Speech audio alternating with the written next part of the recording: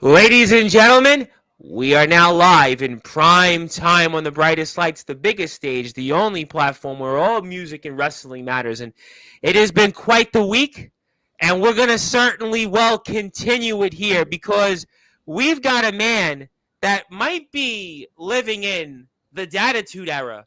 But before we fully get in to the Datitude era, we've got to talk about maybe an encore coming up and then a Day of Atonement, which has really been almost a year in the making. We're going to talk about that. We're also going to talk about something here a guy said last Friday on here where we stood up for greatness, but instead, now we'll have to get, the stepdad's response. Yeah, we'll talk about that. We'll also talk about maybe what happened in GTS and we'll certainly get into that. Maybe we'll even throw in a GBYWN reference for something coming to Golden Triangle Media's YouTube channel near you. Plus, we'll most certainly talk about who knows whatever else is on the minds of people. But I may not be 100%, but I'm going to give our guest that introduction. That introduction he most certainly deserves, even though the left side of my mouth took literally a shotgun in it, and I shouldn't do this intro, but I feel like this is the first time since, actually last week that I could really do this intro. I have to give it to this man because this man is truly the definition of the All Wrestling Matters movement. This is a man that is doing things for the right reasons. This is a man that is certainly made history. We're going to talk about that. We're going to talk about what happened on June 13th. We're going to talk about what's ahead here for maybe the biggest weekend here where he's going to be pulling, let's just say 2 for the price of 1 here coming up this weekend. But as I stated, because people have been waiting for it and they want to get the show on the road. Plus, I've even got a few surprises for our guest, and no, Angel Santiago's not coming on. He's coming here Monday night. No, Castor's not coming on here. He'll be back some other time. No, Papa Bear's not here. He's busy seeing who won the Braves and the Phillies game and getting ready for NFL Week 1. And no, his stepson Connor Schaefer is not here. He's on let's just say errands or whatever duty he needs to do. But it is now time to get this show on the road here in style on Sportzwire Radio, the #1 global radio station where all music and wrestling matters. So with that,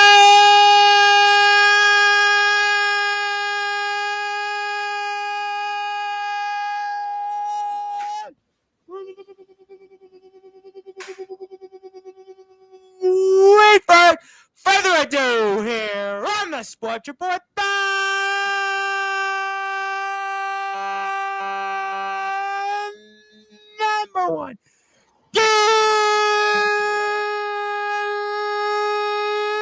global sports show. A man that is a founding father of the All Wrestling Matters movement. A man that was the host of the Global Backyard Wrestling News Network.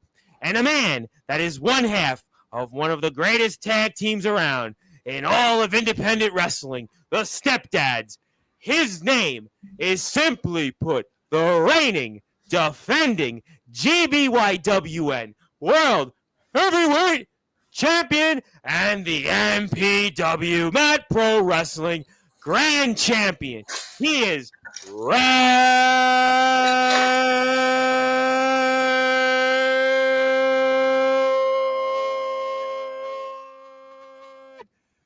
Dead Red.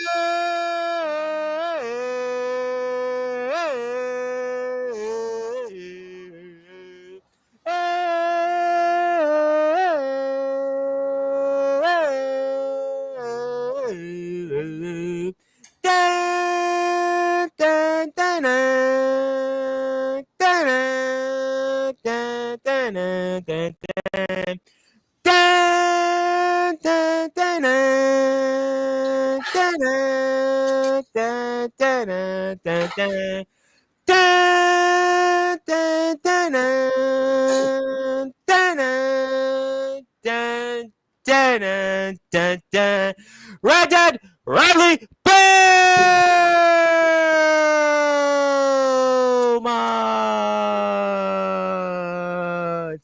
Welcome to the Attitude Era. The double champ is here. My friend, how are we doing? Holy Toledo! Heck yeah! How is your voice, Tom? My goodness gracious. Yeah, well, I actually want to laugh. I had to re-listen to my intro to the last real one I did on Sunday. I was like, because I think I had it. I did it a few days ago. I came back on, and I needed to re-listen to it to get into it. But we're getting there. I still feel I'm a few seconds behind, but that's okay. We'll eventually get off the training wheels. But we had to give it to you. You are the legendary Rad Dad Radley Belmont. We are in the Datitude Era. And it is certainly great to be with you, my friend. We have a lot to talk about, as always, with you. You are certainly the center of attention, and you've got a very, very busy weekend coming up here next week. It's incredible. It's an incredible weekend. First of all, it's like riding a bike, Tom. You haven't missed a step, okay? Well, you can put yourself down a little bit here and there, but we hear the high notes. We know you're putting in the effort. And yeah, I appreciate that. No, I do appreciate that. No, I definitely, the effort was put in. I'm almost there. I still can't quite eat regular foods yet. I'm sick and tired of mashed potatoes and lo mein, but I'm hoping by tomorrow I can have a slice of pizza, but we'll see. Probably not tomorrow, but we'll eventually get there. But enough about that. I did see you watch the Teenage Mutant Ninja Turtles 35th year anniversary, which I was disappointed. I couldn't find a theater here locally by me in Staten Island or Brooklyn. But enough about that. Rad Dad Radley Belmont. I could talk about that all night, but I don't think people want to hear. I don't think people want to hear me talk about that. But this is definitely no cartoon, because Rad Dad Radley Belmont, for those that are listening and watching here in prime time on the brightest lights, the biggest stage, the platform that you and the companies you represent certainly helped build, Sportzwire Radio. Set the tables, though, for us coming up first. Matt Pro Wrestling this Friday, an encore against a guy that helped you after the match and now wants to take something away from you that's near and dear to your heart and also on your shoulder. It's crazy. It's crazy, Bryce, because as you see, I still have the GBWM World Championship. But look at this huge trophy belt. Look at this thing. Yeah, I put the screen up here for it. Yeah, I mean, I'll tell you what, that is, you talked a lot about this a couple of months ago. You came here last on Labor Day, and you talked a lot of a Memorial Day. You're here before Labor Day, and you talked a lot about that championship, what it meant. And it's one of the prettiest prizes, and it's the first singles championship of your career. Your 9.5-year career wrestling now as an independent wrestler. And it's the first championship, and the championship that you won by defeating a man that is renowned in the top 150 of the PWI, one of the most successful wrestlers around in the tri-state area, Mr. Darius Carter. Now you have to defend that championship again against a guy who's sturdy and also named Sal. It's absolutely true. It's absolutely true. Fun fact for you. My first title defense, I wrestled a company called, well, it wasn't a company. It was a show called Project X. At the four different wrestling promotions. Yes. We're going to talk about that for sure. Oh, yeah. But what you won't see in that, and what most people don't know, is that Rich Swann was behind the curtain with me right before my match. And he was almost late he was the match before me, and he was almost late for his own entrance. Because he was trying to trade belts with me. He had the former TNA Impact Wrestling World Champion wanted to trade belts with you? Yeah, he had what they called the Irish Tag Team Championship. If you ever look up the NWA Ireland tag title, it looked like that. Okay. And apparently he had legitimately gone to Ireland and won it at some promotion out there. And he loved this belt so much and the chains and everything that he was trying to convince me to switch belts with him just for his entrance. Wow. I couldn't do it. But why not? It's Rich Swann. I would have did it. Well, why not? No, because I was the very next match anyway, and I wanted to come out as pristine as possible. And with my first championship, it was the first time I got to walk out with the gold. And as you know, for Encore on September 5th, it'll be my second time coming out with the gold. I'm wrestling Sturdy Sal, and Sturdy Sal I have had one match with before. Yep. For people who don't know, We had a tag team match in the tag team championship tournament.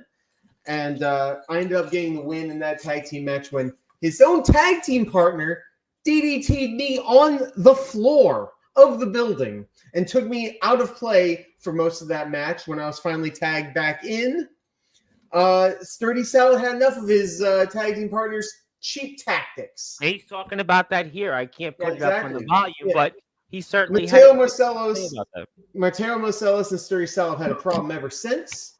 And now that he feels like he's overcome Marcellus, finally, he's coming after my gold. And I got no problem with that. I want to wrestle the best. And this kid, he's coming up strong. He's won a couple of championships already, 2.5 years into his career. And as you know, this is my first singles major championship in an independent promotion like Matt Pro.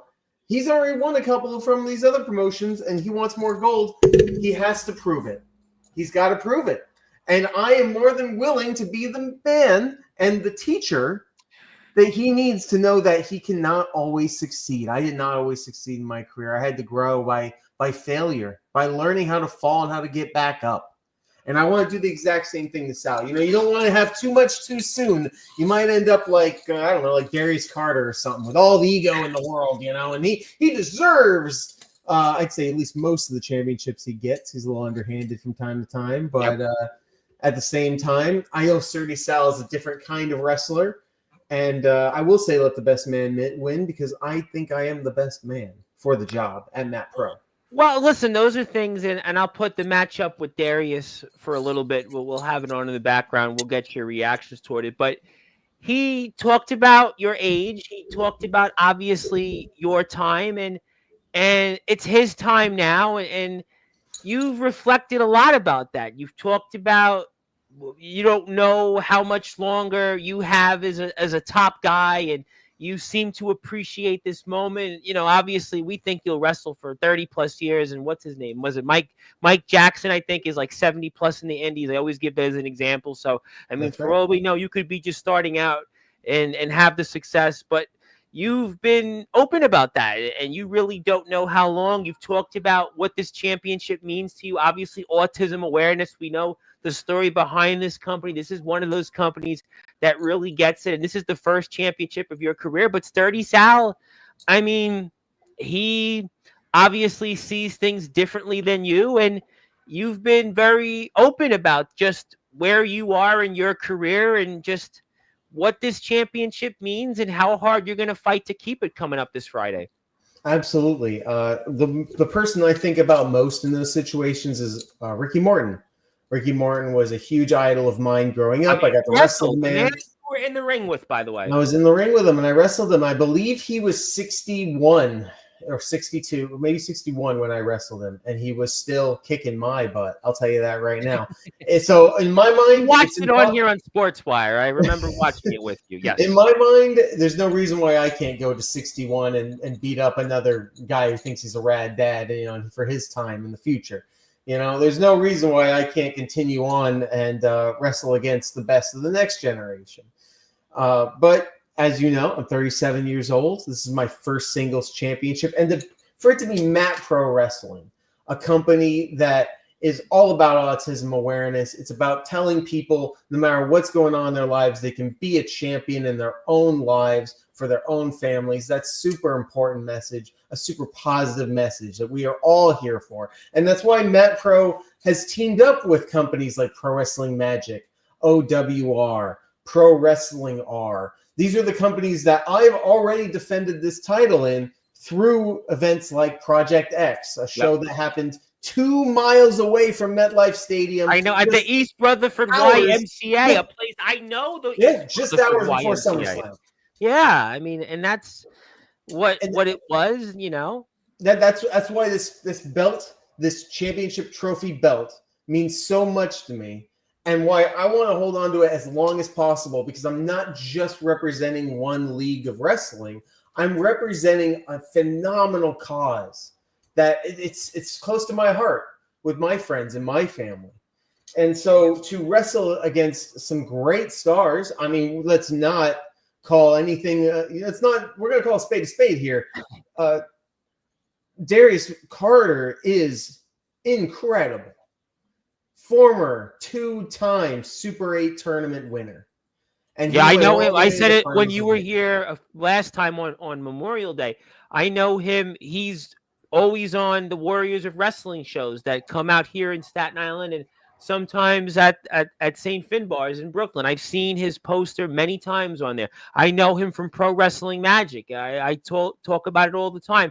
I interviewed Steve off 4.5 years ago, and Darius Carter was a big topic then. And he's a guy that's just been one of the most established wrestlers here in the tri-state area. Number 150 in the PWI 500. The man has just had an unbelievable career, defeated guys all over the circuit.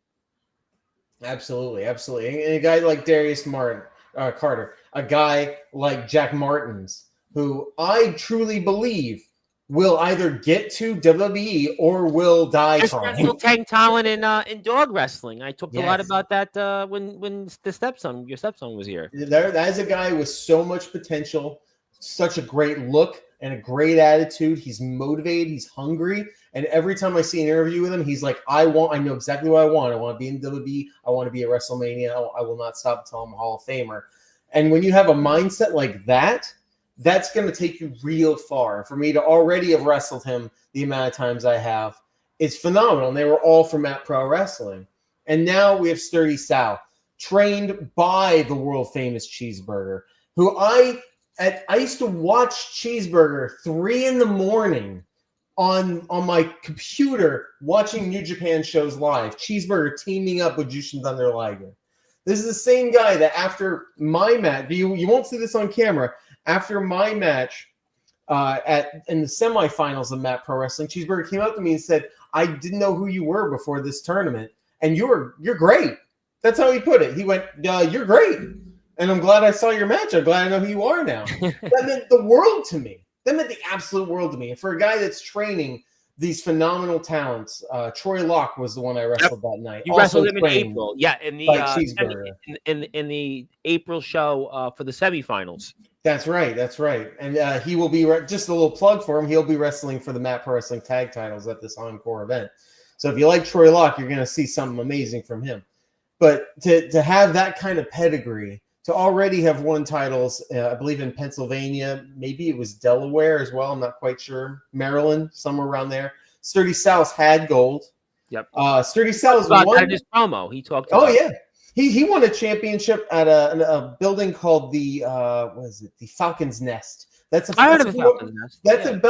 building I used to wrestle in like 7 years ago for a different promotion every single month. Now he's there. He's the man there. So I totally understand that. But this is Matt Pro Wrestling. This is my domain now. And I want the absolute best as the champion. And if that's not me, then I don't want to be the champion. It's as simple as that. But I am ready now more than I ever have been before.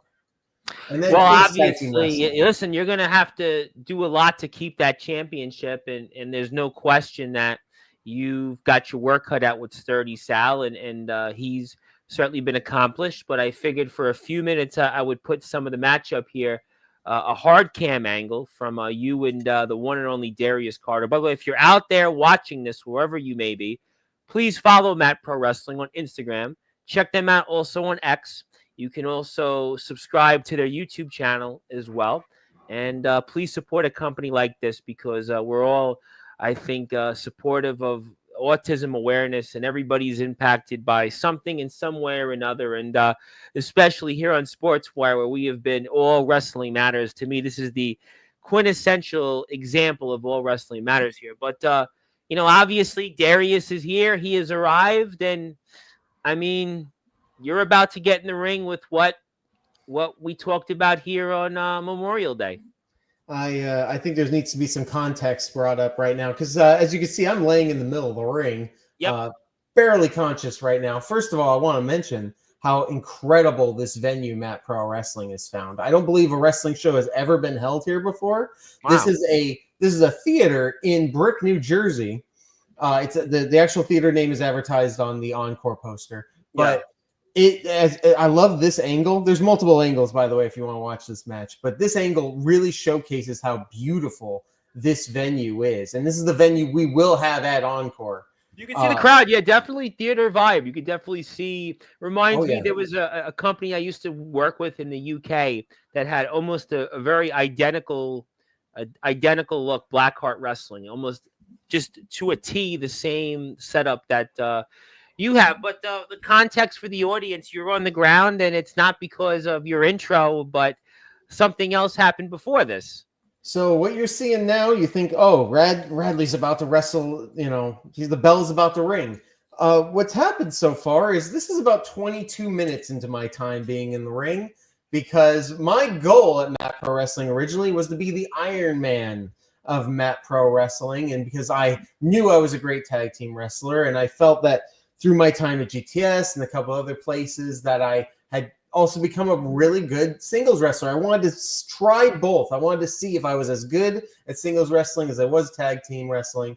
So I decided to be in both the tag team title tournament and grand championship tournament at the same time, which means in the quarterfinals, I won the tag team title match that night and the singles title match that night. We went on. I defeated Troy Locke. We also had a tag team main event, and I won that as well. I was wrestling 2 matches a night, every single Mat Pro show, and I was winning. I was doing the unthinkable. I don't know any other wrestler who's ever done this, where we went through 2 simultaneous tournaments and got to the finals. Yeah, we were talking about this off the air, and I couldn't tell you. It's possible. If anybody that's come to mind, I mean, maybe somewhere, maybe in the NWA, 50 years ago, maybe 40 years ago, maybe, I guess. I mean, I can't think of anything in recent memory.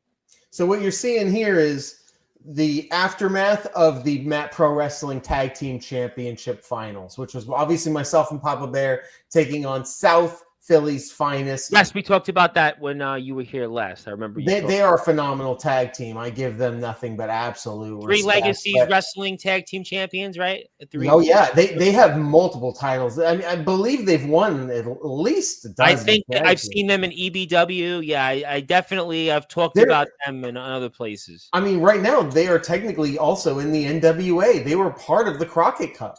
That's phenomenal. And here they were wrestling us finals. And they're dirty fighters. We knew that they were dirty fighters. They fought dirtier than us. Obviously, we don't. South Philly. I mean, listen, that's South Philly for you. I mean, listen, that's And we thought our wrestling would be stronger than their dirty fighting, and that was just not the case. What can you do to a low blow? What can you do to a cheap shot or 5 or 6? No, it was too much.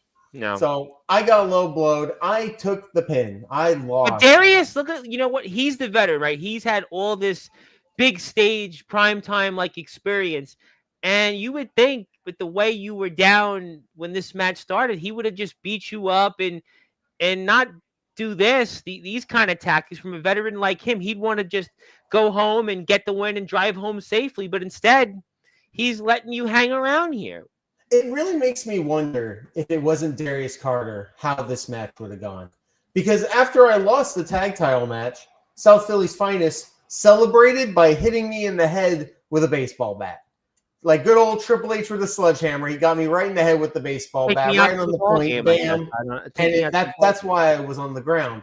So if that hadn't happened, would Darius Carter have come in and tried to just win the match? I don't know. I think Darius wanted to say that he broke my spirit, that I didn't want to continue, that he had knocked me out, and that was not the case. Well, he was talking. And interesting for those that haven't seen it. If you watch the match, he's talking throughout the match, almost just toying with you and talking about just your lack of being here, and almost you're beneath him more or less. And I understand the mindset, because this is the first time I've ever been in the finals of a major championship tournament. He doesn't know anything about me. This is the first time we've ever been in a ring together. On social media, when I shared the clips, it was that was his reaction on social media when I shared these clips on Instagram and X. Mm-hmm. And it's not like he didn't study me. He knew my moves and everything. But when he sees me on the ground, he knows I've never been a champion. This feels so beneath him. And he practically, he practically wants me to never wrestle again. It's almost like I insulted him. But this is almost like a king kicking a peasant down. This is almost a master kicking down his slave. This is not Darius Carter, number 150 in the PWI 500. If I'm number 150 in the PWI 500, seeing what you went through, right? The prior match against South Philly's Finest, I would have just beat the living tar out of you and basically given you no opportunity to win this. And I would have had this done. And like I would have said, drove home safely, especially if I'm number 150 on the PWI 500. That's to me why I'm surprised a man of his stature, a man of the caliber of his resume, went out and took this match lightly. I don't know if he took it lightly as much as when he gave me that first kick. You'll see at the beginning of the video. He gave me the first kick. He thought that was my excuse to give up immediately and get out of there. And when I didn't do that, it insulted him so much that he was not going to stop beating me down until I was pretty much asking him to pin me. That's Darius Carter compared to other people. Other people would be so desperate to win the championship. They're so needy. For Darius, he saw this almost like Matt Pro should give me the title, so I'm giving them the prestige of having Darius Carter as the champion. And that was never the case for any of the other people in this tournament. All 10 of us in this tournament never thought that except for Darius Carter. Well, there's Darius and the rest of you, with all due respect. I mean, I know here, you certainly carry a certain stature, but Darius Carter's, again, a man, I said it before. I talked about him 4.5 years ago when I had Steve off on here. He's a man, he's the one wrestler that I've seen on this platform talked about that I've actually seen his face on posters where I live. I get to talk to all these wrestlers that I don't see them in real life. Darius Carter's the one guy I've seen his face on a poster where I live. So he's a big deal. And I think that's kind of why he felt the way he felt. Oh, yeah. And I totally understand why he felt that way. It's a lesson that I'm trying to remember against Sturdy Sal. Whether I think I'm better than Sturdy Sal or I think I'm more technically savvy than him or anything like that, I cannot underestimate Sturdy Sal. Right there, Darius Carter pulls me up from the pin. Yep. I couldn't even show that I could kick out. He pulled me up. So to the audience, to everyone around me, I might as well. And he's pushed. I see. Look at what he's doing. For those that get a chance, if you look at up close, he's almost playing with your face. He's touching you, and he's just almost he wants to continue the onslaught. He doesn't want to get it over with, and he just wants to continue beating you down to almost teach you a lesson, more or less. Oh, it was definitely trying to teach me a lesson. And I'll be honest, in a way, he did teach me a lesson. I dug deeper than I've ever dug in my entire wrestling career because I had to. Because what kind of man, what kind of wrestler, what kind of stepdad would I be if I was the guy that forever just gave up in the finals of the Matt Pro Championship? Well, this was the opportunity of a lifetime. This even goes back, which we'll get to, at the end of the show when it comes to the TF crew. Gabe talked about this, and I never forget him saying, I want to see Rad Dad get a singles run, and I want to see Rad win major singles gold. And this is everything that you've won in your career. 9.5 years going into this. First time you stepped foot in a ring to train was 2009. So we're talking 16 years that you've built up this moment. You traveled cross country to be here years ago. I mean, you had no ties to anything, and you set up a new life here. This was what you've wanted. This is what you fought for, and you had to give it everything you had, even if you were down the way you were, to start this match, and against a man, like I said, that of his stature, being in the PWI 500, arguably one of the highest ranked wrestlers in the PWI 500, who's not a part of any of the major companies.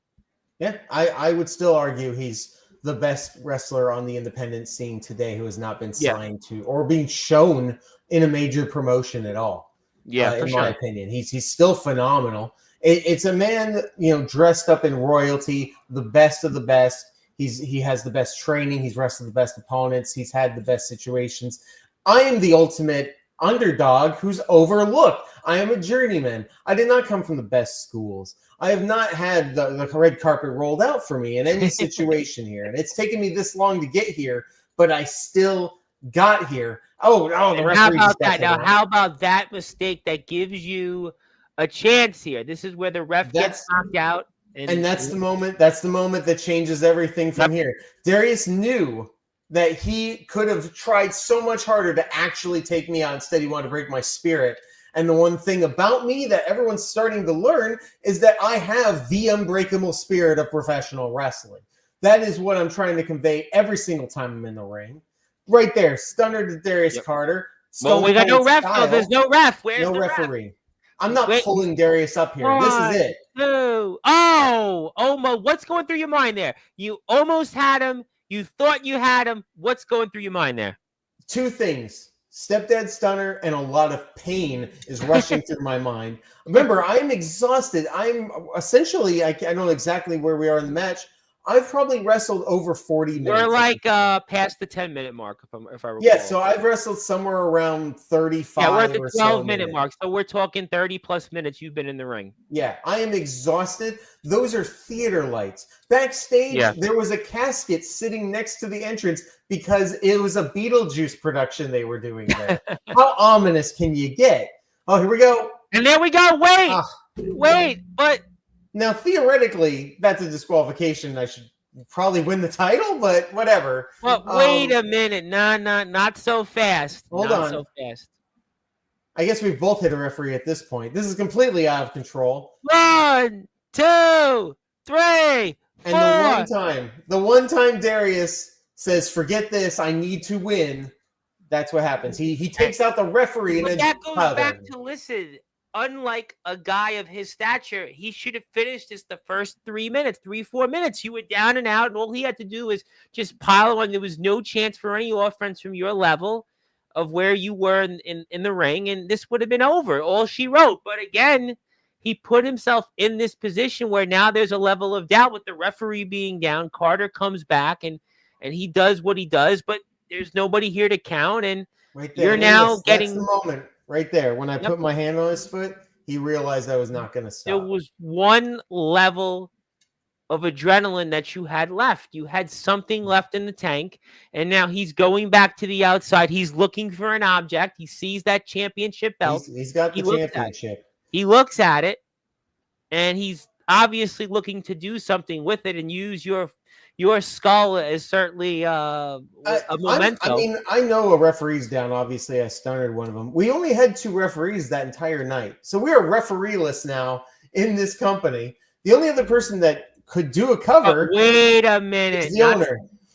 That's Ray Mars. Not so fast, ladies and gentlemen.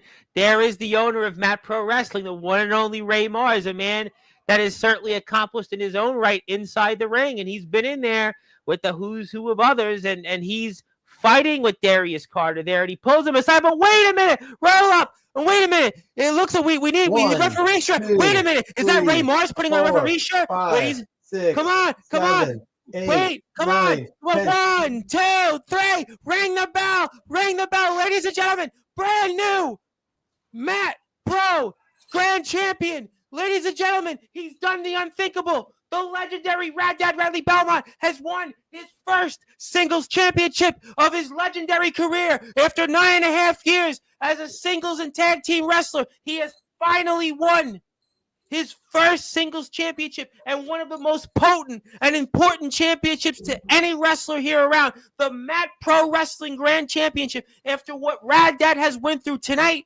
and what he's went through for months, Rad Dad can finally say he is a champion, and he's a champion of a company that is truly what the message is of what Rad Dad Radley Belmont stands for. Ladies and gentlemen, the boyhood dream has been achieved because the stepdad can now call himself the Matt Pro Wrestling Grand Champion. The granddaddy of them all is now the grand champ of them all. I've never thought about that before. The granddaddy. I absolutely have to use that in promos now. Well, you don't look at the grays on your Oh. face. Don't look. I mean, obviously, not only did I get to win the championship and everything, but I got the opportunity to embarrass Darius Carter. I had him down for a solid 10. And there's the stepson. We talked about this on Sportswire when he was here. And ladies, boy, what a moment! There's Connor Schaefer. I didn't want I didn't want my stepson. I didn't want Papa Bear. There's Papa Bear. Papa Bear comes out. Yeah. And just what an emotional moment here for those watching this here in Brick, New Jersey, and those are watching us here right now live on Sportzwire Radio. We can see the significance of this. A man that has fought 16 plus years to be here. It may not have been the conventional way.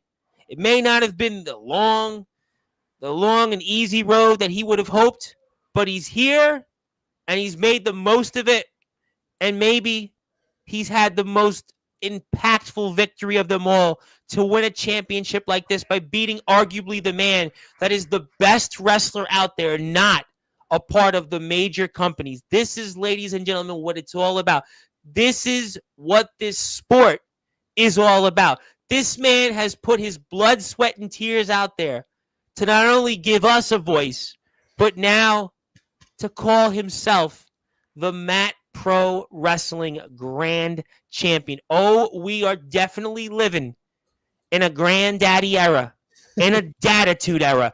Oh, heck yeah. Man, I don't think it's an exaggeration to say this is the absolute biggest win of my singles career in independent wrestling.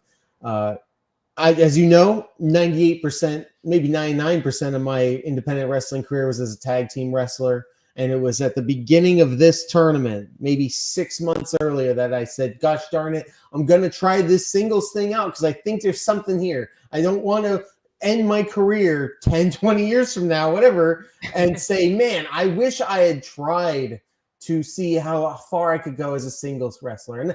And that doesn't mean a big breakup with Papa Bear. It doesn't mean anything like that. In fact, we brought our stepson into the fold. Yep. And it just got better for everyone. And people are telling me that Papa Bear was a little cold at the end there, just clapping and walking away. But I think that's just Papa Bear being Papa Bear. I don't think there's any animosity there. I mean, he obviously knew the moment. He knew what this meant. And he didn't want to be right there with you because it was your moment. He didn't want to take away from what you just did and what it meant to you. And I think that's what it was. I like to think that as well. So to me, the greatest night of my singles career, just really kind of in the middle, maybe even the beginning of the greatest summer of my singles career so far. And we are coming very close to the end of the summer now. I don't know if you want to call it the fall yet. No, I'm a believer. Listen, I'm a believer. I know people say, summer ends on Labor Day. I believe really, I believe it or not, I go to October 15th. That's when I'm like, okay, it's over. Because I still believe there's warm weather days. And I'm not ready to leave the summer. It's definitely been a rad dad summer. That's for sure. It's been a rad summer, no question. The summer of the granddaddy, let me tell you. That's what it is. But you obviously had the moment of a lifetime. And you've got to fight like hell to keep that victory and to keep that emotion going. And obviously that's going to take place here coming up this Friday. You're going to have to do it again in an encore because Sturdy Sal he's coming for that championship. He's coming for it. And obviously you've already defended the championship once. You mentioned Jack Martins, and I'll certainly talk about him later. But I mean, I hope that you can continue this and bottle this rad daddy summer, rad grand daddy daddy summer of them all, and keep this going. I absolutely agree. I'm so proud to be a part of this company. I welcome all challengers, and I don't want to just defend this title at Mat Pro. I'm more than willing to defend it anywhere across the independent wrestling world because this message of autism awareness needs to be spread, and I am so proud to be the man that helps spread that, along with Ray Mars, the promoter, along with his lady, and along with Matt, the promoter's brother, from which this company is named after. Yes. No, there's no question. I am definitely 100% in the corner of Mat Pro Wrestling, and I'm all Wrestling Matters. And, I know I have to change gears for a bit and promote something else, but I do have something that I wanted to give you on behalf of Matt Pro Wrestling. And I know that I'm sure you could send this over to people because on this day, it is Matt Pro Wrestling Day. So I believe in the message of autism awareness. I believe that everybody should be out there, and it doesn't matter who you are, what your background is, where you come from, and what level of skill you have. I believe that everybody should get an opportunity if you love this sport. And Matt Pro Wrestling certainly gets that message, and they get that message and represent it loud and clear. And that's why on all Sportswire Radio platforms, it is Matt Pro Wrestling Day. So I'm sure you could give this to Mr. Mars, and I would hope that he would accept that. I absolutely will, and I'll tell you right now, on behalf of Matt Pro Wrestling, as the grand champion, I thank you very much for that, Tom. Thank you very much. Well, we'll certainly come back to Matt Pro Wrestling later. But, the reason you're actually here tonight, yes, TF Crew is sort of a part of that. I'll get to TF Crew at the end. That's a personal one, and I've been doing a lot of coverage for TF Crew and Gabe. We'll get to that later on. But, there was a guy last Friday that came on here named Castor. Now, Castor, we were standing up for greatness for him, and he obviously talked about a match he had kind of on the fly alongside a man that you'll be seeing next Sunday in Bristol, Connecticut, the Puerto Rican Prince Angel Santiago, who, speaking of a hard road to get to another championship belt you'd like to have, you've certainly done that. We'll talk about that in a little while, but we had a lot to say about pure Vanguard wrestling, and I had noticed that, certainly Castor had a few things to say, but I had also noticed that you've had your hands full there, and you're going to be on the run coming up on October the 11th. But I did want to maybe remind you of what happened and kind of the reason you might be on the run the last time you were there over in Pure Vanguard Wrestling a few weeks ago. As a matter of fact, it was the last time you were there, and I've put it up here because we're about to see the fallout from that, and we're seeing right now in the ring our Pure Vanguard Wrestling champion, Randy Shawn, and he's definitely getting, let's just say a beatdown like no other. But wait a minute, we're obviously seeing something else come into play, and I mean, it's all about to go down here. It's all about to go down, and another long, winding road you're about to be on, and I mean, set the tables. Well, right now, unfortunately, the man in the ring right now is the Pure Vanguard Wrestling heavyweight champion, Randy Shawn. He just defended his championship in the main event, a title which my understanding is will soon be defended in Canada, maybe as already as of this weekend. I'm not quite sure, but soon will be defended outside of the country, making it, in some people's minds, a legitimate world travel championship. I would say how I feel about that. So, and wait a minute, but I see you in the same shirt you were wearing. Boy, what a way to promote that! And we see Papa Bear, and you guys have come out, and you guys are doing a number here. You're trying to even the odds a bit on the Empire. It looks like Randy Shawn, and we goes way back with us. We wrestled him a few years ago. Wade here used to watch him as a fan. I don't even know, 15 years ago, something like that. I don't want to make it sound old, but Randy Shawn's awesome, fantastic champion. So he gets jumped by all these people who, out of nowhere, like the most unlikeliest of groups, forms some sort of alliance of people, and we'll see who's the mastermind behind all of that. They try to make anarchy at this Pure Vanguard Wrestling event. So, of course, we're going to go out and help Randy Shawn. We're going to help try to keep some order here at Pure Vanguard Wrestling. This is a company that's very old school minded. I'm talking triple threat matches where there is disqualifications, and you will be eliminated from the match if you're disqualified in a triple threat match. Well, you certainly couldn't be. You couldn't get a disqualification after getting hit with that crutch there because it was after the match. So there's nothing anybody can do with the rules. Of course, our matches are over. The show is technically over, and here these people come out and they beat the snot out of us with weapons. They couldn't take us on head on. They couldn't compete with us in the match. And look at just what we're seeing here. Oh, even the referee gets it. The referee gets it. He's not a trained pro wrestler. He took a knee right to the skull. I saw the photos later. They were not great. And this is the man behind it all. Dan DeMann creates an empire here at Pure Vanguard Wrestling, ringing the bell. Oh, yeah, we're calling for help. No, we're not. It's Dan DeMann playing mind games yet again. Once again, a thorn in the stepdad's side. We've dealt with him before, but it was never to this level. This is ridiculous. This is pure anarchy. No athletic state commissioner is going to allow something like this. They're building an empire. You might want to say, to steal a phrase, what they used to call the New York Yankees, they're building an evil empire. They're building an evil empire here to take what's rightfully theirs. There's no doubt about it that there's an evil empire, and it's not rightfully theirs. They haven't won anything. They haven't won, and now they definitely haven't won the respect of the crowd. These people, like, you see them standing out there. They don't even know what's happening. Well, you got hit with a crutch so bad. I had a terrible. You're in a world of hurt right now, almost like what I just saw 20 minutes ago. I mean that the chair shots, definitely go back, folks, and watch the video, but listen to the audio. The chair shots sounded like thunder. I got hit in the back so hard. I had bruises on my back for the next 2-3 days. I still had a mark all the way till the end of the week. It was so brutal. And here we go. You asked for it. I mean, you asked for your own pain.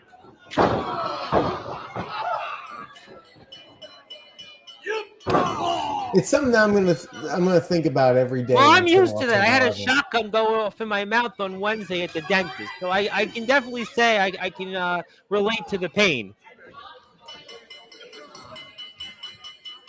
Yeah, we need medical attention. We need someone to stop this, and that's not happening here, ladies and gentlemen. Because even the ref is getting it. Let's just say the ref is definitely taking one for the team. This is an onslaught, ladies and gentlemen. This has gotten out of hand. This is going way too far.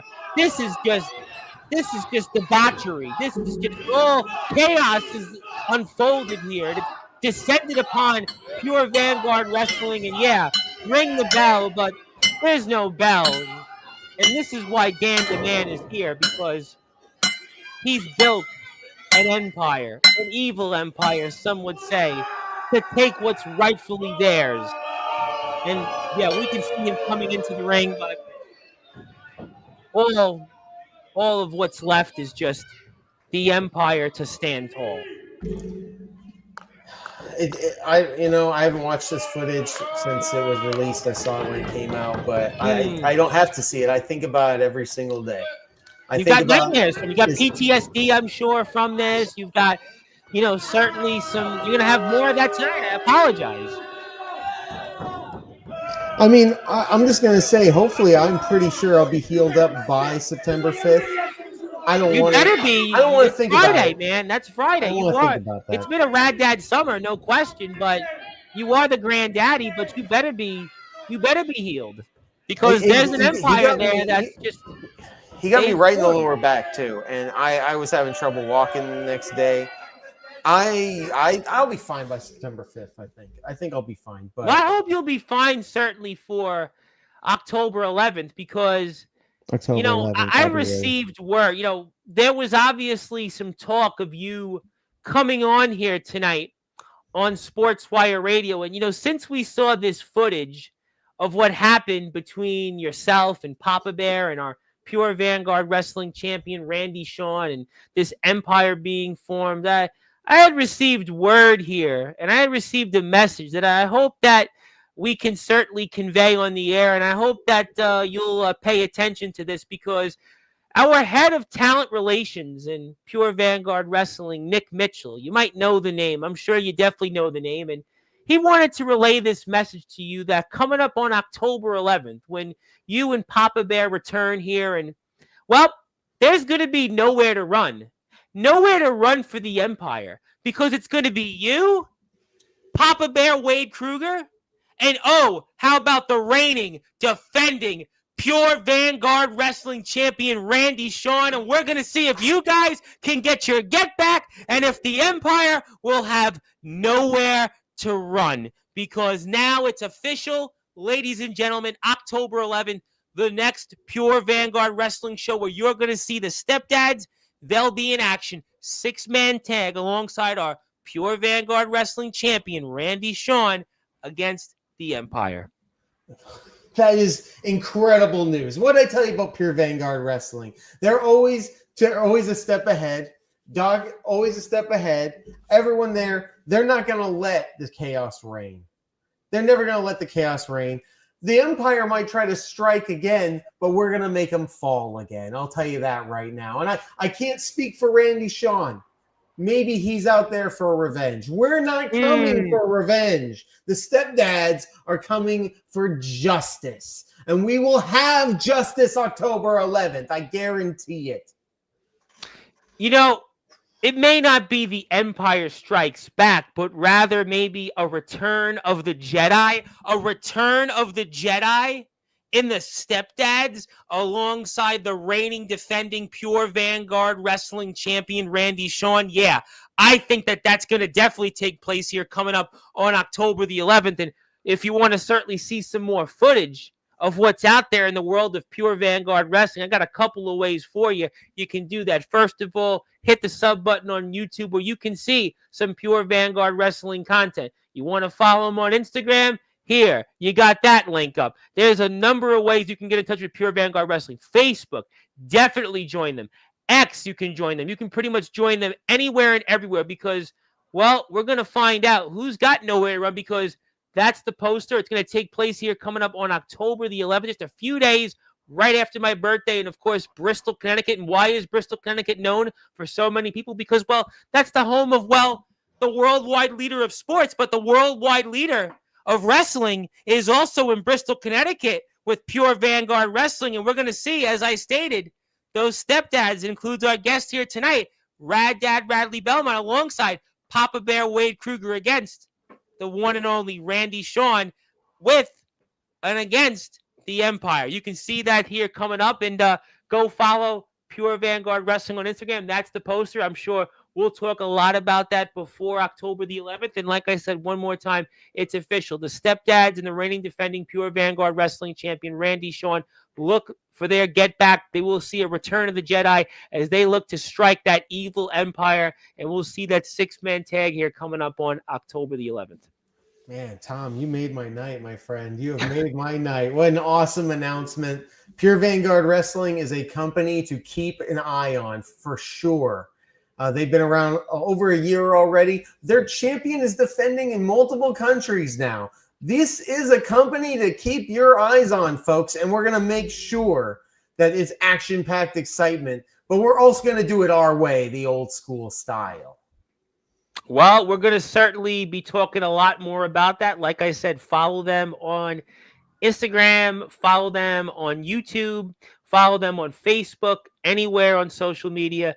Definitely check out Pure Vanguard Wrestling because we've seen some of our favorites like Gabe Sayers, like Caster, who you wrestled in the ring and defeated, and like Angel Santiago, who we'll definitely be talking a lot about in a little while. But please follow Pure Vanguard Wrestling. But, I'm not done when it comes to giving things, and especially when it comes to the world of Pure Vanguard Wrestling, because only I can do this because it's 2 for the price of 1 day. It's also Pure Vanguard Wrestling Day on Sportswire Radio. So there you go. So I will certainly give you this as well. And I'm sure that the good people in Bristol, Connecticut can take this and you can be the recipient to give to them. And on all the platforms, it's also Pure Vanguard Wrestling Day. So there you have it. Man, Tom, 2 for the price of 1. I'm telling you, man, this is a phenomenal day of wrestling. Yeah, I mean, I did, actually it was the Stompers who shared it on Facebook. It was Richie Blanco who said, today's a great day for professional wrestling. I shared it on Facebook and people were like, they were actually giving me the thumbs up. So I figured, why not join in? And yeah, it's Pure Vanguard Wrestling Day also on Sportswire Radio. And they've definitely done a lot of good things. They did the Boys and Girls Club and they done some of the shows out there with them. And you'll see some of your favorites on Sportswire Radio there. So, yeah, check them out, and we'll, I'm sure, have plenty more coverage of them. So there you go. I'll take that off the screen, and maybe we'll get to the chat now. Let's get to the chat. I want to talk about a couple of other things on the other side of the chat. We got a lot of people who want to talk to you. Let me do that, and yeah. Speaking of people, by the way, that I heard got married today, Chase Wakefield. He got married. Yes, he got married. And I saw some people sharing photos on Facebook. He wanted to say good evening. And obviously, Mr. Wakefield will be sharing more details of his Chase Wakefield Wedding Invitational. And we'll be, I'm sure, talking about that in the coming weeks. And congratulations and good evening, gentlemen. And thank you, Chase, for being here. And he's exhausted. So obviously, he's going to feel like that he took on the Empire. But the only difference is that he's living in the same roof as his beautiful and better other half. So now at this point, he just basically has to go along with that. Hopefully your marriage doesn't turn out like Al Bundy's marriage. Let's just hope for your sake. Let's just hope his marriage also isn't nowhere to run.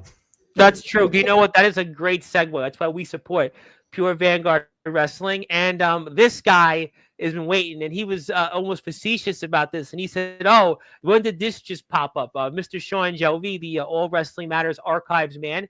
I will put his YouTube link up in a little while. And he also said this is going to be good. And he's got a few comments. We'll get to them. And yes, maybe that's a good way to segue. Obviously, everybody always, when you come on here, wants to talk about the GBYWN. Obviously, we know what you did, wrestling and hosting and letting all the world know about so many people and companies that were a part of that. But, what's going on these days with the GBYWN? We know you guys aren't dead after last year, but, what's going on these days with the GBYWN? After all, you're the man at the top of it.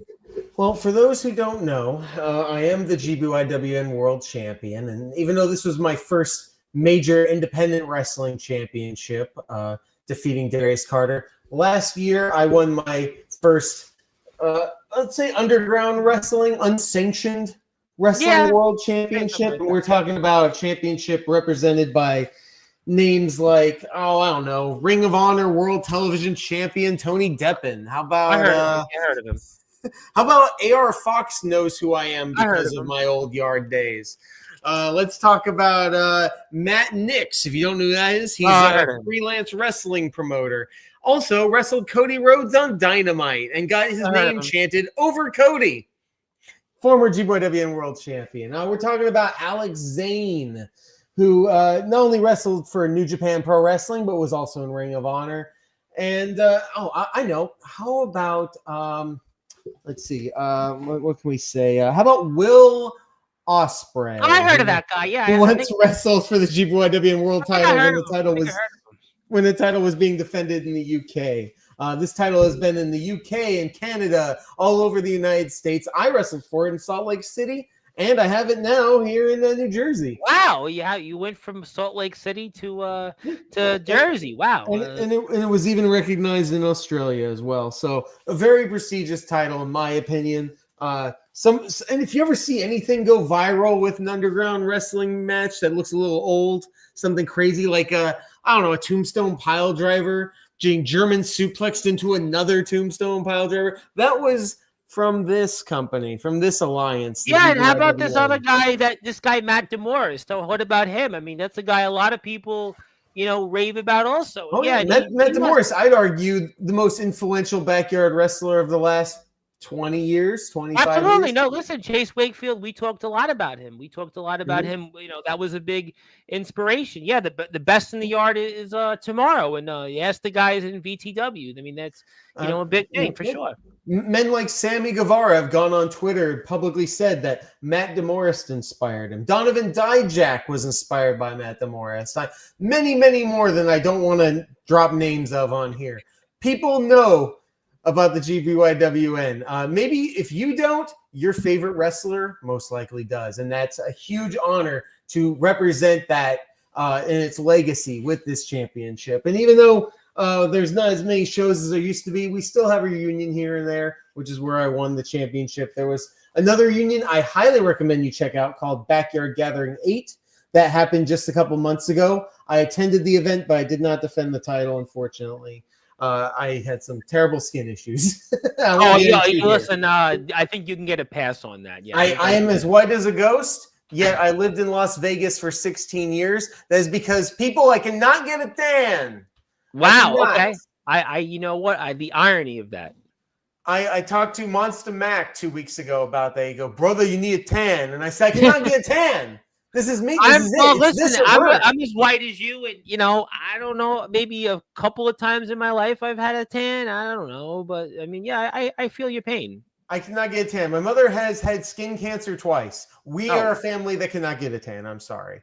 Well, at least she's overcome some of that. But that being said, I still like to talk about backyard wrestling, the underground wrestling scene in the old days. These people that did phenomenal stuff, and we want to remember them. What are we if not historians preserving wrestling as much as we can? At least I like to do that. And I know you, Tom, you've talked to hundreds of people at this point, maybe more, to preserve their histories throughout the years in your underground scene, professional scene, music scene, all the above, the UK wrestling scene. Yeah. So we've announced this a long time ago. Unfortunately, we didn't get to do it because of the craziness that is the independent wrestling world and everything going on in real life, which is always important as well. Sure. But I love to re-announce that Sick Rick and I will. Sick Rick, I know him. Oh yeah, Sick Rick, who hosted the previous reunion show last year. A huge part of our community. Absolutely, a man that held the entire Midwest together in our heyday. We love him to death. Everyone loves him. Great guy. Sick Rick and I have decided that very soon we are going to start a brand new podcast. Whoa!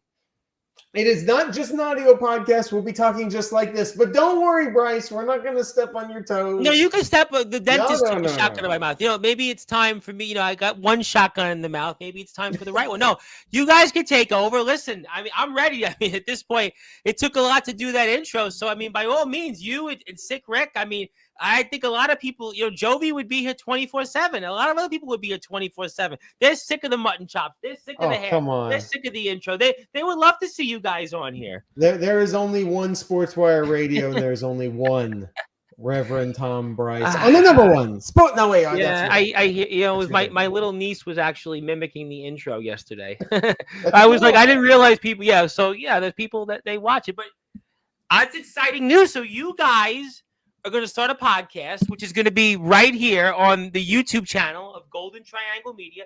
I would encourage everybody to hit the sub button for them. And I even do hear from a birdie that technically, I'm going to say it, I'm pretty sure I gave you guys access to my account so you could connect to your channel there. So technically, I did pass some baton to you, but that's exciting because you guys have a lot of insight that, yes, I do my best, and, but I wasn't there those years ago. I don't have that physical experience. So I think it's great for those of us that are interested in the history and those of us that are interested in learning about some of the different people that, like you said, you talked about the Ospreys, you talked about the Tony Deppins and all these different other wrestlers, Jordan Oliver, who's now out there. We just seen in all these different places, all those people that have been a part of the GBYW, and, Sammy Guevara that was, interested in following, all these other great talents that have gone on and done bigger and better things. You guys can tell us a little bit about them and those experiences. And I think that that's something that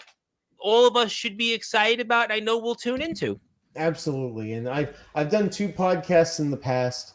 I've always wanted to do podcasts that are unique that I know nobody else is really going to do or can do in some scenarios.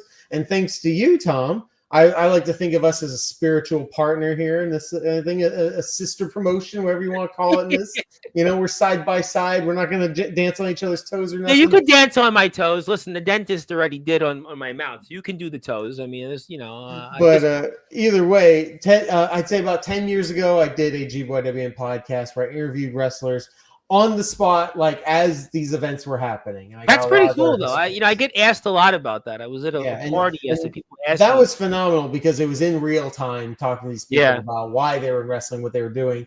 Really interesting stories. I never talked about myself, though, and that's something that I'm definitely going to get into more. Not that I'm making it about me, but I want to bring my insight as an overseer, if you want to call it that, as a historian of the GBYWN era. And Rick, who is very much a historian of the BYW Link area, the previous generation, that's 2 generations. We both have a lot of information about that stuff. By the way, if you're wondering, the other podcast I did was called Thunder Buddies, and was where we Mystery Science Theater episodes of WCW Thunder, and it might be one of the worst shows of all time. But no, I do remember watching WCW Thunder growing up. I had the video game on PlayStation. I remember WCW. We do go over that, but that podcast was only that's out there. Send me the link because I would actually want to actually watch that because I remember playing WCW Thunder on PlayStation. I remember, and I had the WCW trading cards. I had the WCW cards from Topps. I went out. There was a store, in Brooklyn, where I grew up on Fifth. It was 3rd Avenue and 82nd Street, and Fifth Avenue and 80th Street. I would go and buy those trading cards. Oh my goodness, that's awesome! I was a big trading card guy in the '90s for sure. We can talk about that someday. But Papa Bear and I actually reviewed episodes of Thunder. We talked anything Thunder related. We talked about. We watched episodes. Which is why I give you a lot of credit because there was some really bad episodes of Thunder, especially in the year 2000. You'd be shocked to know. I think we got to like episode 56 or something. We got really far. So you got to. We did not get to the Russo era. No, you probably would have got to like the in between where maybe right before Bischoff gets fired, right? 56, right? Yep. And it was so bad. We used to have a counter to see which. The first time a main event didn't end in a disqualification. Oh, God. They used to always end in disqualification. I think the first match that ended with a pinfall in the main event was like episode 12. And then after that, it was like 27 or something. It was always like an NWO member in a main event, but you didn't get like Hogan in a main event. You'd get like a quasi-competitive main event match. It was just... I legitimately think doing Thunder Buddies like made Wade less of a wrestling fan for a really long time. It was an awful... This was during COVID. It was an awful, awful time to do that podcast. I did podcasting during COVID, so I understand. Thunder was so rough. But to do this now... with Sick Rick is going to be a lot of fun because we're going to bring up a lot of subjects. Every episode will be, different subjects, different wrestlers talking about our memories, what they're doing. Obviously, the first couple episodes might just be a lot about Rick's career and mine. Obviously, we know most about that. But my career ties into like everybody. Rick's career ties into a lot of people until his end. And it's some people I didn't connect with early on as well. So it's a nice little timeline from before I moved into the Northeast, and then after that I'm very excited about. And I should probably get the name of this podcast right. As much as I can plug it on YouTube, I think there's people out there that would like to know what this is, when, where, and what. So on the Golden Triangle Media YouTube channel, we've thought so much about different podcast names. And we're still not 100% certain, but tonight we're going to give our subject to change name. And if the people love it, if you guys like it, let us know. If you like it, let us know if you don't like it, if you think it's corny and stupid. But for now, as of this moment, we are naming the Rad Hazard Sick Rick podcast. Whoa! Yard Times, Daddy, Yard Times. That's going to be the name of it. That sounds just almost a WCW show waiting to be out there. Only GBYWN related. So that's quite the thing there. And you can see that on the Golden Triangle Media YouTube channel.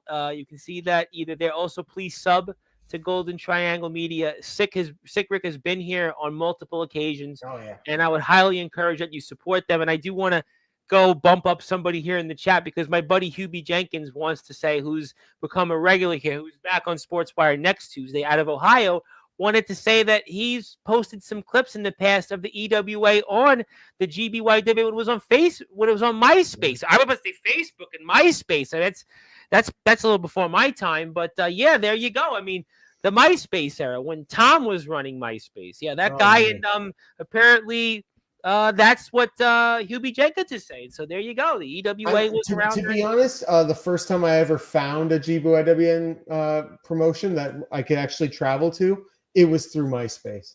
Oh, wow. So without MySpace, I might have known about it and posted it on the forum, but I don't know if I would have been able to figure it out and find it and everything. And I did because of MySpace. Wow. I mean, is MySpace still around? Did they like just take the site down? I wonder if somebody So could my answer. understanding is they did like a clean reboot like 10 They years did? ago. So anybody's account, like my account, is gone, but Yeah. they are still around. Yeah. Oh wow. Okay. Yeah. Well, maybe there'll be some GBYWN content out there. I don't know, but hit the Possible. sub button for the EWA in the meantime. Maybe some of that content from there is on there, and you can check out some of that footage, and Look we'll at that. have Look at more this. content from there. Yard times, Well, baby. I tell you what, it's not going to be. It's going to be a yard time. It's going to be a yard full of a time to watch it. I was trying to think of the right word on the fly, and it's going to be a yard full of a time to watch it. So I'm excited about that, and I got a lot more comments. So let me get to them. So let me see the. Thank you, Zilla. Zilla wanted to say hello to you. Zilla wanted to say hello to Sean Jovi and myself. I put some comments in because I started the show early. I put the link up early today because I was excited about this. And Hubie said, fantasy football Saturday. Well, I'm glad you're here still while doing your fantasy football. And I'm envious of you, Rad, drinking soda because I haven't had a soda since Tuesday and I'm addicted to soda. I mean, I've Coke had Zero. Mountain Coke Dew. Zero, by the way. Okay, but I can't because of my mouth. I can have like 7-Up and Mountain Dew, but it's not the same. I'm going to try tomorrow, although I don't think I should, but we'll see. I want to say hello to Princess Jade, who's obviously going to be here definitely next Thursday when this guy Justin Parsley shows up because that's who's on her photo. But she does call me the greatest interview station of all time, and now she's learning to do interviewing. She's in school, and she just interviewed some of the guys that come on here, like her uncle. I got to say, the more podcasts, the better. Whether it's about pro wrestling, about independent wrestling, about your local backyard company, I don't care what it is. If you want to do a podcast, just do it. And if it sucks, keep doing it until it's better. I want to see 1 million podcasters out there. Yes, I love doing interviews. Wrestlers love doing interviews. Just ask people, do it. I think with Sportswire, I just want to respectfully interrupt and say, I think with Sportswire, when you come on here, though, it's not like we don't like. It's like there are podcasters that will like, hey, you're a wrestler, I want to interview you, and like, you know what I'm saying? Like, they don't really know who you are, but I think everyone who comes on here, I do think it's kind of special because there's like. It's kind of like almost like a word of mouth, but it's like everyone you come here, that I know you, or me. Like anytime I get somebody on, you know what I'm saying? It's like, I know him. I absolutely agree. That's what I'm saying. Stick to the thing you know. Stick to the thing you like. If it's a local promotion and you know them, contact them. If one of them says, "Yeah, come on," like know your stuff. Yeah, but don't stop trying. Absolutely. No, listen. I mean, listen. If I'm doing it, everybody else should. And yes, I'm doing a little better. Who else we got? Thank you. Glad it went well. Jovi is definitely hyped. I was talking to him off the air. Hello to Sean Jovi. She knows Sean Jovi. She sees him every month in the IMF shows. So she knows Sean Jovi. She actually knows him. And yep. And Jovi was like wanting me to go on like an hour and a half early, and I wasn't ready yet still. So I was ready, but not that ready. Sean Jovi sent me a message earlier that I didn't get to listen to as a voice chat. So it's probably like, Rod, I can't wait to see you. And I'm like, So now I'm going to hear that later and feel bad that I didn't get back to him immediately. Oh, I mean, apparently he's been doing Mario painting, by the way. He's actually become a Mario painter. Yeah, I mean, he's really good at it. He's a lot better than I would be at a painting. And that's why he's on YouTube, and give him a sub. He's out there. He's got a lot of different videos, and he's really good at Mario painting, which is something I could never figure out. But I did see plenty of my painted blood in my mouth, but let's not talk about that because that'll, will bore everybody. But let's get to some more comments. You have a lot of them. Who else we got here? We got. I think I just missed one. I will definitely, for a minute here, I want to talk about GTS. I got to say hello to GTS Universe, always sharing my content. And, one company that we're not going to see you in much longer is GTS. I spoke a little bit about GTS with Gabe and Castor. They've been here recently, but we talked last, and we knew that the minute you would lose in GTS would be the end of your career, and you wound up losing into somebody that you've wrestled, who we've talked about here on this platform in the past. You want to talk about it for a few minutes? Yeah, let's take a second real quick because I am very proud of my 2025 in GTS. I was a 3-time GTS legendary YouTube champion. I defeated Grimm. I won the Regal Rumble. the highest viewed video in GTS in well over a year. I think it's around 90-something thousand views. I got to win the Rumble, last defeating Grimm. I mean, that is like what every GTS fan wants to do. Like when they go, I want to win the title. I'm going to win the title by beating Grimm in the end of the Rumble. Well, I did that. You know, I want to main event Grimmomania against Grimm for the championship. Like, how can you get bigger than that? I did that. I got to do these amazing things and have these amazing moments. And I will forever cherish that, because without that title reign, without my longest Intercontinental title reign of all time, and then the second longest of all time as well, I got to become a fantastic singles wrestler that allowed me to push myself to these limits of becoming the grand champion. Unfortunately, after losing the YouTube championship for a third time, I decided to put my career, my GTS contract on the line, and I said the next time I lose a match, I will quit GTS. That is me putting my standards and the height of my ability on the line, because I will then have everything to lose. And Tom, you know, I've said this a million times. People say, oh, I got nothing to lose. I think the most dangerous person in the world is the man or woman with everything to lose. Second time this came up on Sportswire this week. This is the second time I've heard this on Sportswire. So I became the Intercontinental Champion at GTS Brewery Brawl, the very first solo GTS live event. Great crowd. We spoke about that. Yep. 300 people. Spot tickets. We're at the show. Watch me win the title against Jimmy Controversy. Yeah, we watched that match here on Sportswire. We watched that match. And next defeated Isaac Scythe, and then it was on to Air Spiral. Air Spiral defeated Jamie Senegal to get this title shot. You've been in the ring with her wrestler. Other places, by the way. We've talked about her here with you in the past. And then here we were, steel cage, because I said to Eris, I'm putting my career on the line. You're putting nothing on the line. I need to see proof that you are putting everything on the line here. And she said, all right, I'll wrestle you in a steel cage. She's never been in a steel cage before. I knew that meant she was deadly serious. We had this match, Suck a Slam, the main event of that night's event. Suck a Slam, steel cage, Intercontinental Championship. She DDT'd me through a table. We hit each other with our finishing moves. We hit each other with all sorts of crazy stuff. And then at the end, what happens? She puts a chair around my neck and gives me her camel clutch until I passed out. There's nothing I can say other than I am not a hardcore wrestler. No. And she out-hardcored me that night. She used weapons to her advantage in a way that I never knew how to do. Be honest, I'm a wrestler. And she out-weaponed me. I shouldn't have played that game. I shouldn't have. But I knew that for me to prove myself, I had to beat her at her own game. And I couldn't do that night. And that's not something I feel bad about at all. I'm very proud of her. I'm very proud of Eris Spiral for what she did that night and her career in general. She went from nothing to becoming the GTS Intercontinental Champion. And so I did quit that night. Luckily, I got to say goodbye to everyone who I had deep relationship with there, including Tanner Wilson, including Jungle Jim Wilder, two men that I... in TF Crew, by the way, you teamed up with the Heroes of the Night and alongside Mr. Doc Holliday, another man you've got a past with. Exactly. And Jim Wilder was a huge part of that night at TF Crew, helping me in that 6-man tag, which allowed me to get this title shot coming up next Sunday. So having them there for my final match, when I knew without those two, I probably would have never even been in GTS as a singles wrestler. That's true. I don't think that would have happened without their support at the very beginning. So to have it at the very end meant the world to me. And I will miss GTS. I will miss having that rocket strapped in my back and showing the world what a stepdad can really do in a hardcore world. You know, a man who believes in wrestling and morals against, essentially chaos and anarchy and trying to control it all. You know the spill. You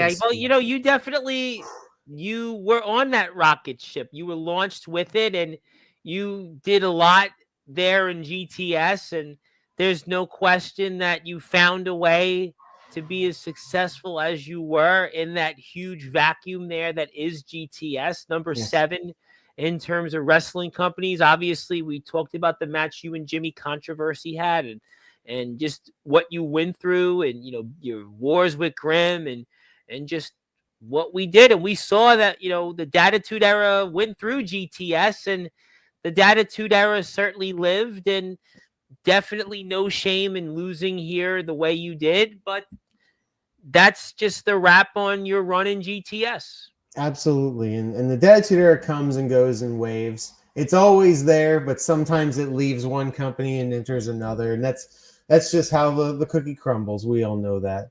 But the Datitude Era at GTS is over. I was essentially the ultimate anti-GTS wrestler of GTS. And I still made it to the top. And I showed everyone. And I thought it was funny. By the way, I found it somewhere that you were at a picture with Raina Black. There was a GTS segment. Yeah. And I know Raina Black. I was like, boy, it is a small world. Yeah, you're the antithesis of Raina Black. My friend Raina Black, who I know very well, Raina Black. I was like, oh, I got to tell her that on Facebook. Next time. Absolutely. So, so that's it. I've been asked multiple times, like, will you come back to GTS? Do you, like, when are you coming back? Well, everybody does. Right? I mean, everybody finds a way. Nobody's permanently dead. Everybody says, "Oh, the spiel." I mean, everybody quits and everybody says this, and they come back again. I mean, you know how it goes. I know. And Jimmy Controversy lost a loser leaves GTS match against me. And he did come back. He came back. It was in the hardcore title situation. He lost. Yes. So I'll tell you right now. I promise this to everybody there. I promise this. I'm not coming back as a GTS contracted wrestler. You're never gonna see me talk about I'm a GTS guy. Here I am. I'm not I'm never gonna do that. I'm going to stick to it's like Shawn Michaels retiring. Should have just retired. I know that one match. I know people kind of glance, but he still came back for that one match. And the bald head against Kane and The Undertaker and Saudi Arabia. And it wasn't. And the gear I'm wearing right here is the blue gear. I was wearing that at the end of my run here because that's the same color gear Ric Flair had during his retirement run at WWE. And I'm still sticking to that. In my opinion, I will never be a GTS wrestler again. And I'm okay with that because I had an amazing run. And to be honest, I'm really excited for the future because I have this championship on my shoulder that I already said to the world, I'm representing Matt Pro Wrestling, and I'll go to every wrestling company there is to defend this and represent Matt Pro Wrestling. I'm very excited about the future as champion. Me too, and I'm very excited about Matt Pro Wrestling, and it is Matt Pro Wrestling Day on Sportswire, and definitely you had an amazing run in GTS, and there's no question what you did in GTS speaks volumes, and there's no question that I think a lot of people will definitely remember what you did there, and I think that'll live on for a very long time, and I know I shouldn't do this, but I'm going to do it because it's all about surprises here tonight, because I've decided to put you in the Sportswire Radio Hall of Fame for a second time, but this time as an inspirational figure, because I believe what you've done in representing Matt Pro Wrestling and autism awareness. I think the message of Pure Vanguard Wrestling, the boys and girls clubs out there, being a part of that. I think what you've talked about every time you come on here, the way you represent the sport of wrestling. And I see my hall monitor here, Justin Parsley, and I'm sure he's going to approve this, but I think it's time to put you in the Hall of Fame for a second time. And spoiler alert, I didn't tell you that. So congratulations. So, yeah. I'm speechless. No, I definitely didn't know that was going to happen. Holy cow. I mean, the first thing that comes to my mind is I never thought I would even be a professional wrestler. I never thought that. I thought that was, I would sit outside the guardrail and look at I remember the first time I touched the wrestling ring. Yeah. It felt like I was like doing something illegal, like I wasn't supposed to be doing it, I was actually at a Cauliflower Alley show, believe it or not. Okay.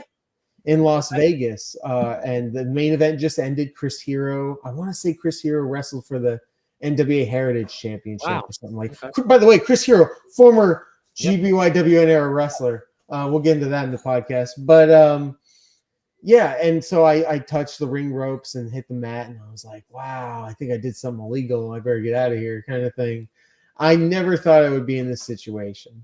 I didn't think a guy like me, 5'9", 185, white as a ghost, should be anywhere near a wrestling ring.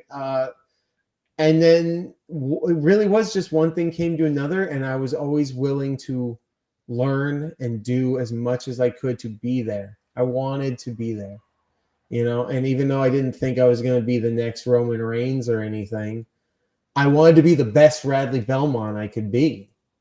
And as long as I was better this month than I was last month, as long as I, every time I made a mistake in the ring, I said, I'm never going to make that mistake again. And I trained, I did whatever I needed to do to never have that happen to me again. That's how you improve, man. Like it's something I didn't even think about. I just wanted to be the best I could be of myself.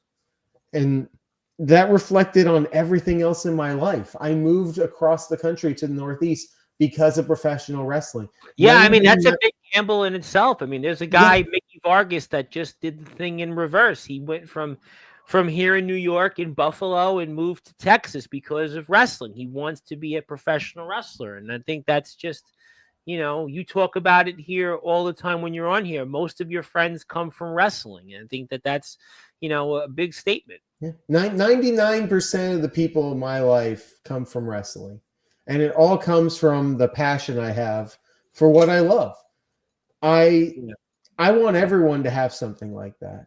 If your passion is comic books, which is also a passion of mine, if it's art, if it's biking, if it's football, whatever, as long as it's not illegal, I want you to have that passion. I want you to do something with it. I want you to harness it. And you're not going to make $1 million. And you're not going to become a rock star overnight, and you're not. Yeah, that's a great point that you made, because I have had on the rock stars, and people, even the rock stars, I ask them all the time. I say, we have any advice? And they say, well, you're not going to be a millionaire. It's funny that you said the same thing that I've had the rock stars on. I've had Mark Farner of Grand Funk Railroad. I've had all these, big, hard rock bands, and they say you're not going to be a millionaire. And kind of ironic that you said the same thing. The one name I always think about is Edgar Allan Poe. Okay. He did not become famous until like 60 years after his death. Like he never thought about being famous. He just wrote stories in the local newspaper because he did it. He did it because he loved it, and he was trying to, like, I don't know if you want to say he was trying to pop the local boys, if you want to put it that way, or something. He was just trying to do something that he was passionate about and do the best of his ability. And he never in his lifetime got to get any heavy recognition of any kind. And 60 years later, all of his work is published in a book.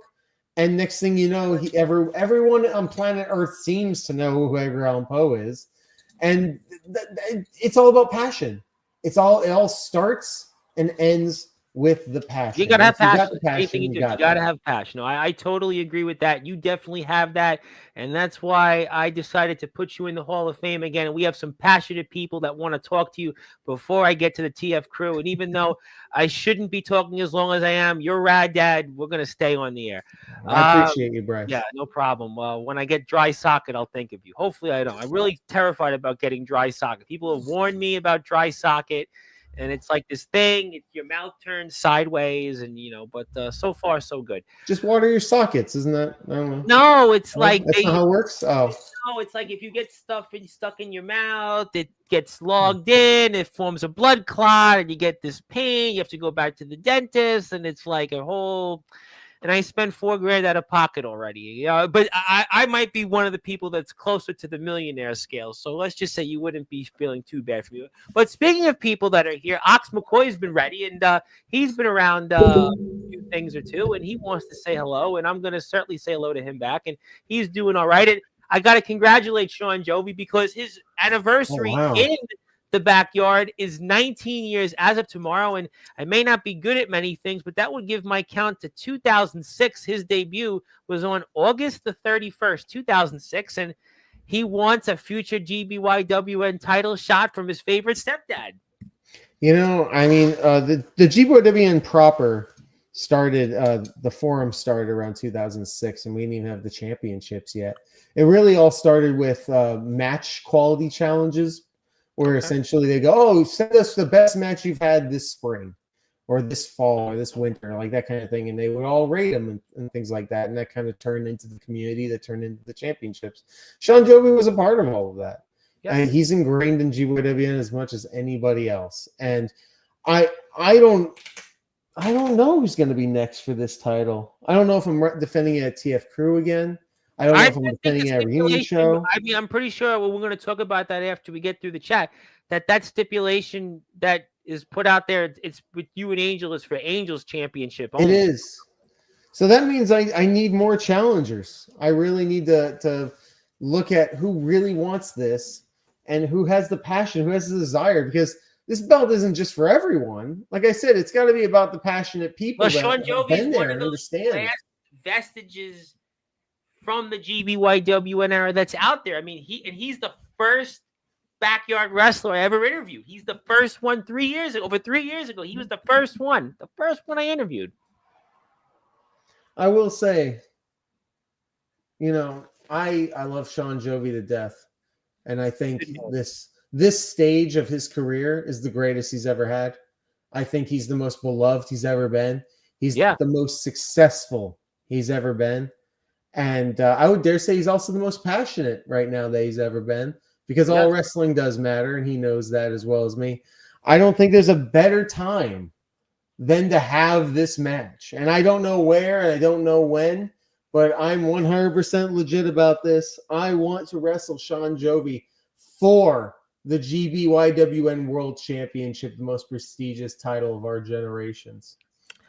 Well, I'll tell you what, there's a will, there's a way. So I'm just saying, there's a will, there's a way. So, and I would love to see that. And I think a lot of people would love to see that, and especially Sean Jovi. And to quote one wrestler out there, never say never. Never say never. And I have a super chat here. Speaking of people in the GBYWN, Hubie Jenkins wants to give the GBYWN 5 tuna dogs. Now, have you ever had a tuna dog? I haven't. I have not. Are they $2 for 5? That sounds like a terrible deal. Well, I do have one famous tuna fish story, which I really don't want to tell any. I already told it once. I don't want to tell it again. I was like 7 years old, and my dad was like, "You want to eat a sandwich?" And it was like tuna, and it smelled so bad, and I never ate tuna after that again. And yeah, but I only got into shrimp like 5 years ago. I mean, I'm crazy, but now I like shrimp a lot. I cannot do it. I can't do it, but I can do a lot more comments, and you got a lot of comments all of a sudden. So I'm going to stay. I'll stay as long as possible. And speaking to people that want to challenge, another man that's out there who, by the way, you do owe something to. I'm going to go all the way down to the chat, because this is another man that's been elusive on my platform, and that is your partner last time you were in a ring in the TF Crew. That's Mr. Doc Holliday. And also, he's a champion, just saying, in the TF Crew. I'm going to promote that eventually here in a few minutes. And he's got a match that's certainly almost very ironic to yours coming up here next Sunday. And he says, wait, Rad needs a challenger? The parallels between the legendary Doc Holliday and I right now are crazy, because we haven't had a singles match in over 10 years. And all of a sudden, here we are. We're in the same promotion at the same time. I'm competing for the World YouTube Championship. He is the Tomorrow's End champion. For those who don't know what the Tomorrow's End title is, it's a dirty fighter title. It's like, think of it as Pure Rules, but the opposite, where eye gouges and scratching and all that is legal. I believe there's no countouts because we talked about that with Pastor last week, and how the rules are wild. Doc Holliday's run, though. Who knows? But they're so perfect for a Doc Holliday, because Doc Holliday and I are two very different professional wrestlers. But that's also what makes it so interesting, the very few times we've ever tussled. And I've definitely brought this up to Gabe Sayers. And the only thing stopping us right now is that we're both too successful. He's got his championship. I'm going for my championship. But we were able to team up in that 6-man tag, and we had a little preview there. If you guys saw the promo. Yes. He saw the promo of me and Doc Holliday. Things got a little intense because we're cool right now, but we haven't always been cool. And you mentioned Gabe Sayers, and now Gabe Sayers is working in my city, and I could certainly talk to Gabe and run into him this week and maybe ask him about that, because I know where the man works. He's told me where he works. So, I'm going to go and knock on his wherever he is. But he told me that I'm welcome anytime to say hello. And I'll make sure to tell Gabe about this in person, not just on a clip on social media. But I'm pretty sure I can do that. You absolutely tell him, because whether it's defending the GBYWN title against Doc, whatever the case may be, I'm assuming that the only thing stopping us right now is the fact that I'm going to be the world YouTube champion and he's going to be the Tomorrow's End champion. So what are we going to do? Are we going to unify them all of a sudden? Are we going to go under his rules, under my rules? Are we going to do a double title, two fall? Like it's complicated right now. But I still believe down the line at some point, this match is going to happen. Radley Belmont is going to wrestle Doc Holliday, and it's going to blow the roof off that building. I cannot wait. I'll tell you what. I'm thinking about the Avril Lavigne song. It's complicated because these guys have complicated paths to get there. And thank you, Hubie, for the super chat. You got a lot of people here in the chat. Let me get to everybody. I'm way behind on the chat, which is good because I can't see. Okay, who else we got here in the chat? Let me get to my friend Wyatt Black, the Controversy King, also from the great state of West Virginia. And he would like to say that Rad Dad is Controversy King approved. That was very nice. Because Jimmy Controversy, he's talked to me before about GTS, actually. Actually, he's watched you in GTS. I actually want to remind you about that. He has watched you in GTS. So there you go. Yep. Hello from GTS Universe. I have a comment from Twitch. I don't even know who you are. It's one of those spam bots. So yeah.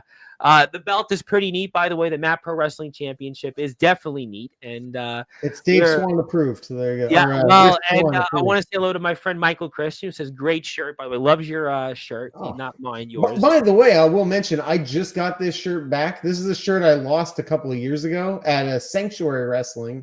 And I finally got it back. So it's the return. This is a re-debut of this exact shirt. Well, it definitely looks 80s Rad approved. It reminds me of the old, what was the VH1 classic? I love the 80s. There's my favorite 10 pounds of gold. Keep it warm, brother. And Sean Jovi likes my war chants. The war chants, this was my first one that came back since the dentist approved surgery. And Jovi's also stoked for the new podcast on Golden Triangle Media. No doubt we'll be talking about Sean Jovi, maybe even having him on for it. We'll see. I think that would be a great idea. And Rad Dad is the true wrestler of the world. Yes, and hit the sub button for all the companies he represents and us. And I would appreciate that very much. And who else we have here in the chat?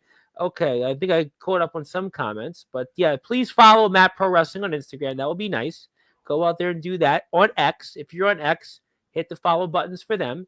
Also, YouTube, hit the sub button for Matt Pro Wrestling while everybody's here. Pure Vanguard Wrestling, hit the follow button for them on Instagram. And I'm also aware that they just shared on their Instagram stories the announcement of us talking about your match. So go to their Instagram page and read it up on their story. We'll put the clip up later on. Awesome. And thank you, Wyatt Black, again. Yep, hello. Thank you, Jade. Who else? Please hit the sub button for Ref Nick's page on YouTube. I would highly recommend you do that. Congratulations. Yes, congratulations. Hit the sub button for Golden Triangle Media because that helps all of us. Congratulations, Pure Vanguard Wrestling Media. We're speeding up on the comments. I got them up here. We talked about that with Hubie.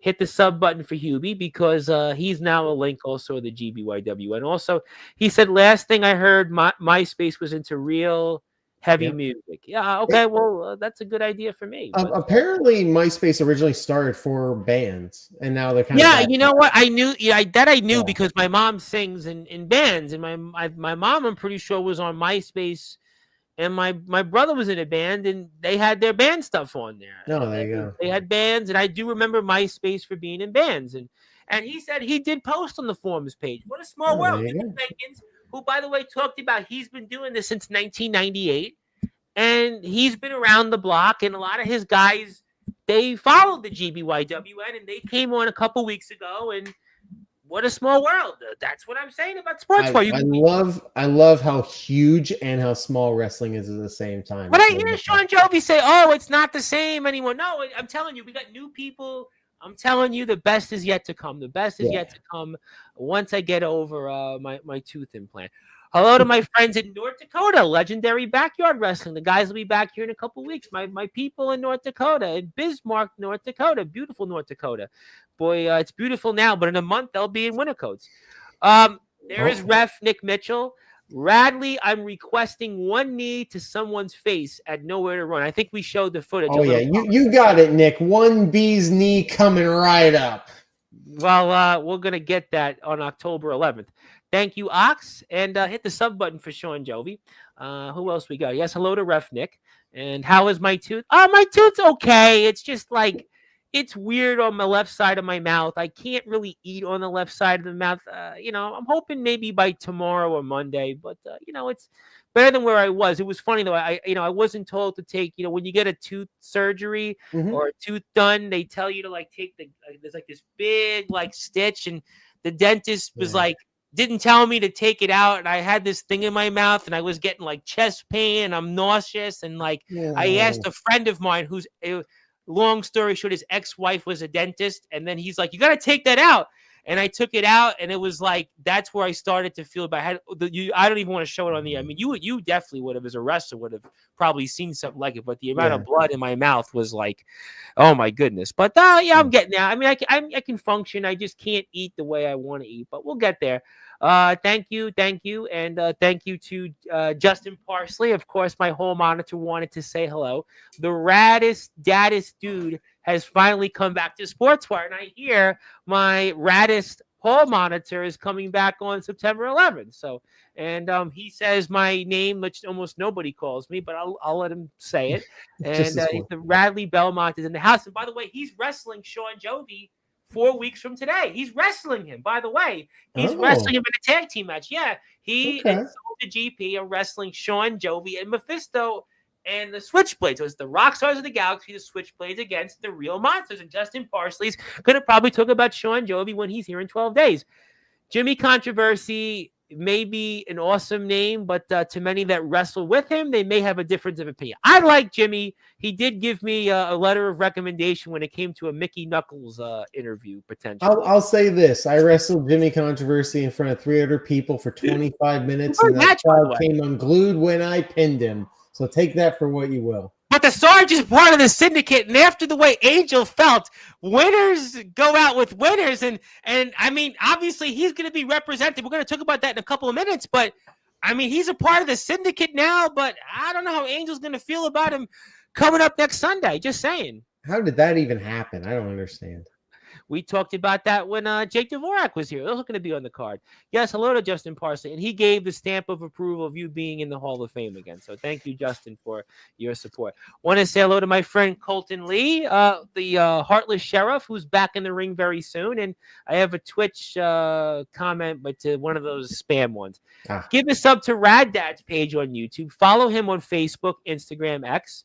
And also on TikTok, by the way. I want to say hello to the post every single day on all social media.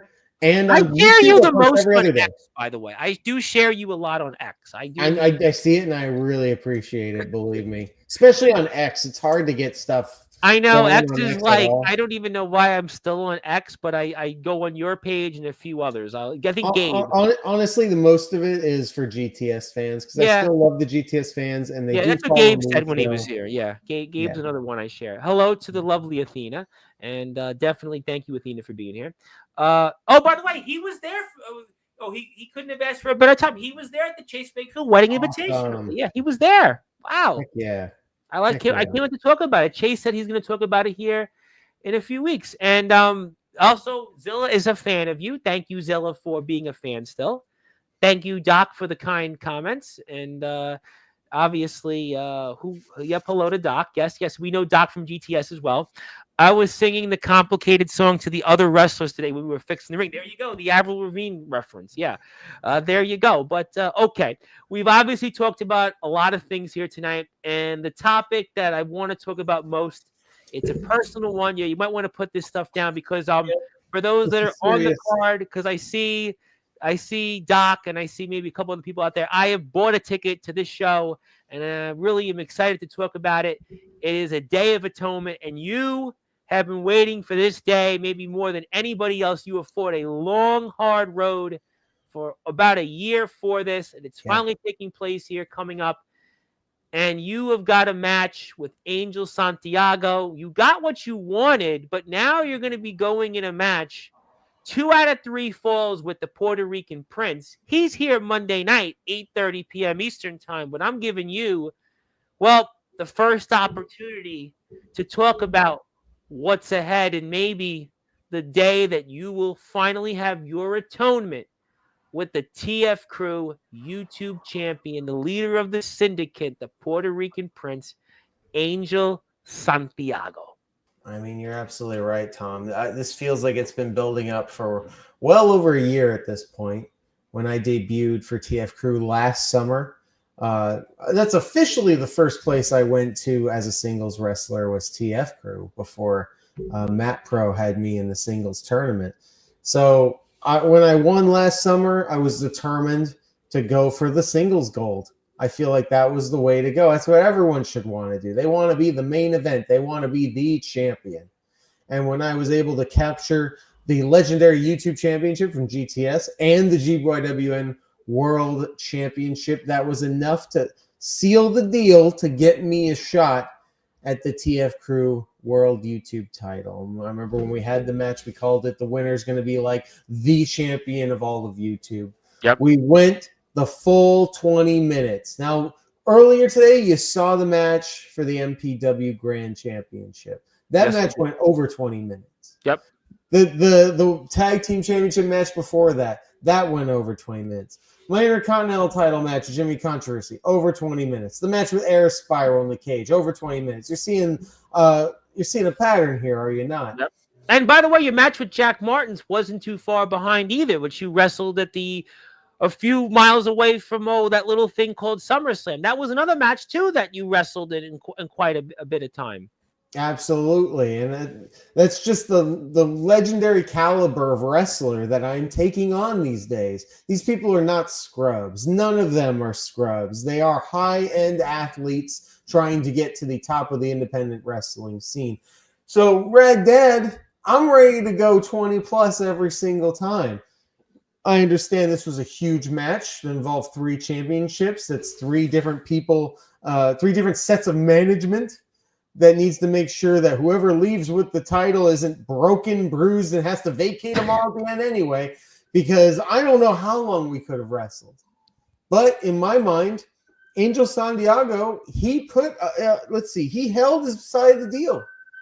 You know, he was there all the way through, neck and neck with me. He kept his side of the bargain for 99% of the match. Because at the very end of the match... We talked about it. Yep, we talked about it. Yep, I hit that step-dead stunner, and I was ready to get that pinfall. And it was one of his little lackeys, one of his little minions who just need their meal ticket. They got to survive so they can go back to Orlando with Angel Santiago, go to Panama, wherever, ride the Ferris wheel or whatever the heck they do at Atlantic City or whatever. Because Angel Santiago is paying all the bills. And without the gold, Angel Santiago is not going to pay the bills. So they made sure that Angel got out of that ring and I couldn't pin him at the last 3, 4, 5 seconds of the match. So match went to a draw. I decided that moment then and there that I was going to put all the cards on the table. I said, let's go another 5 minutes. And Gabe Sayers was okay with it. Gabe Sayers was like, all right, we'll go another 5 minutes. I could see him on the side. He was going to risk it. We didn't talk to the GTS. We didn't talk to Graham or Lisa or any of those people. We said, all right, we're just going to do it. And Angel Santiago said no. He said, I'm fine. I'm out of here. Coward. He took the coward's way out. I gave him credit where credit's due. He was as good as I was for about 19 minutes. And then I proved that I was better at the end. But he had to walk away because to him, having a draw is enough to get by.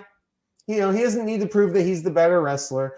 I need to prove that I'm the better wrestler. And that's why Day of Atonement means so much to me. I won a 6-man tag team match alongside Doc Holliday and Jungle Jim Wilder. And that allowed me to get this title shot. Why with Doc Holliday, a guy that barely trusts me and barely likes me, and Jim Wilder, a guy that doesn't even go here. Why would they team up with me to get me a title shot? It's because nobody likes Angel Santiago. Nobody respects Angel Santiago. And once he did that, once he went to that draw and said, nah, I'm good, and left, he disrespected the championship and TF crew. And nobody in that locker room is going to respect him for that.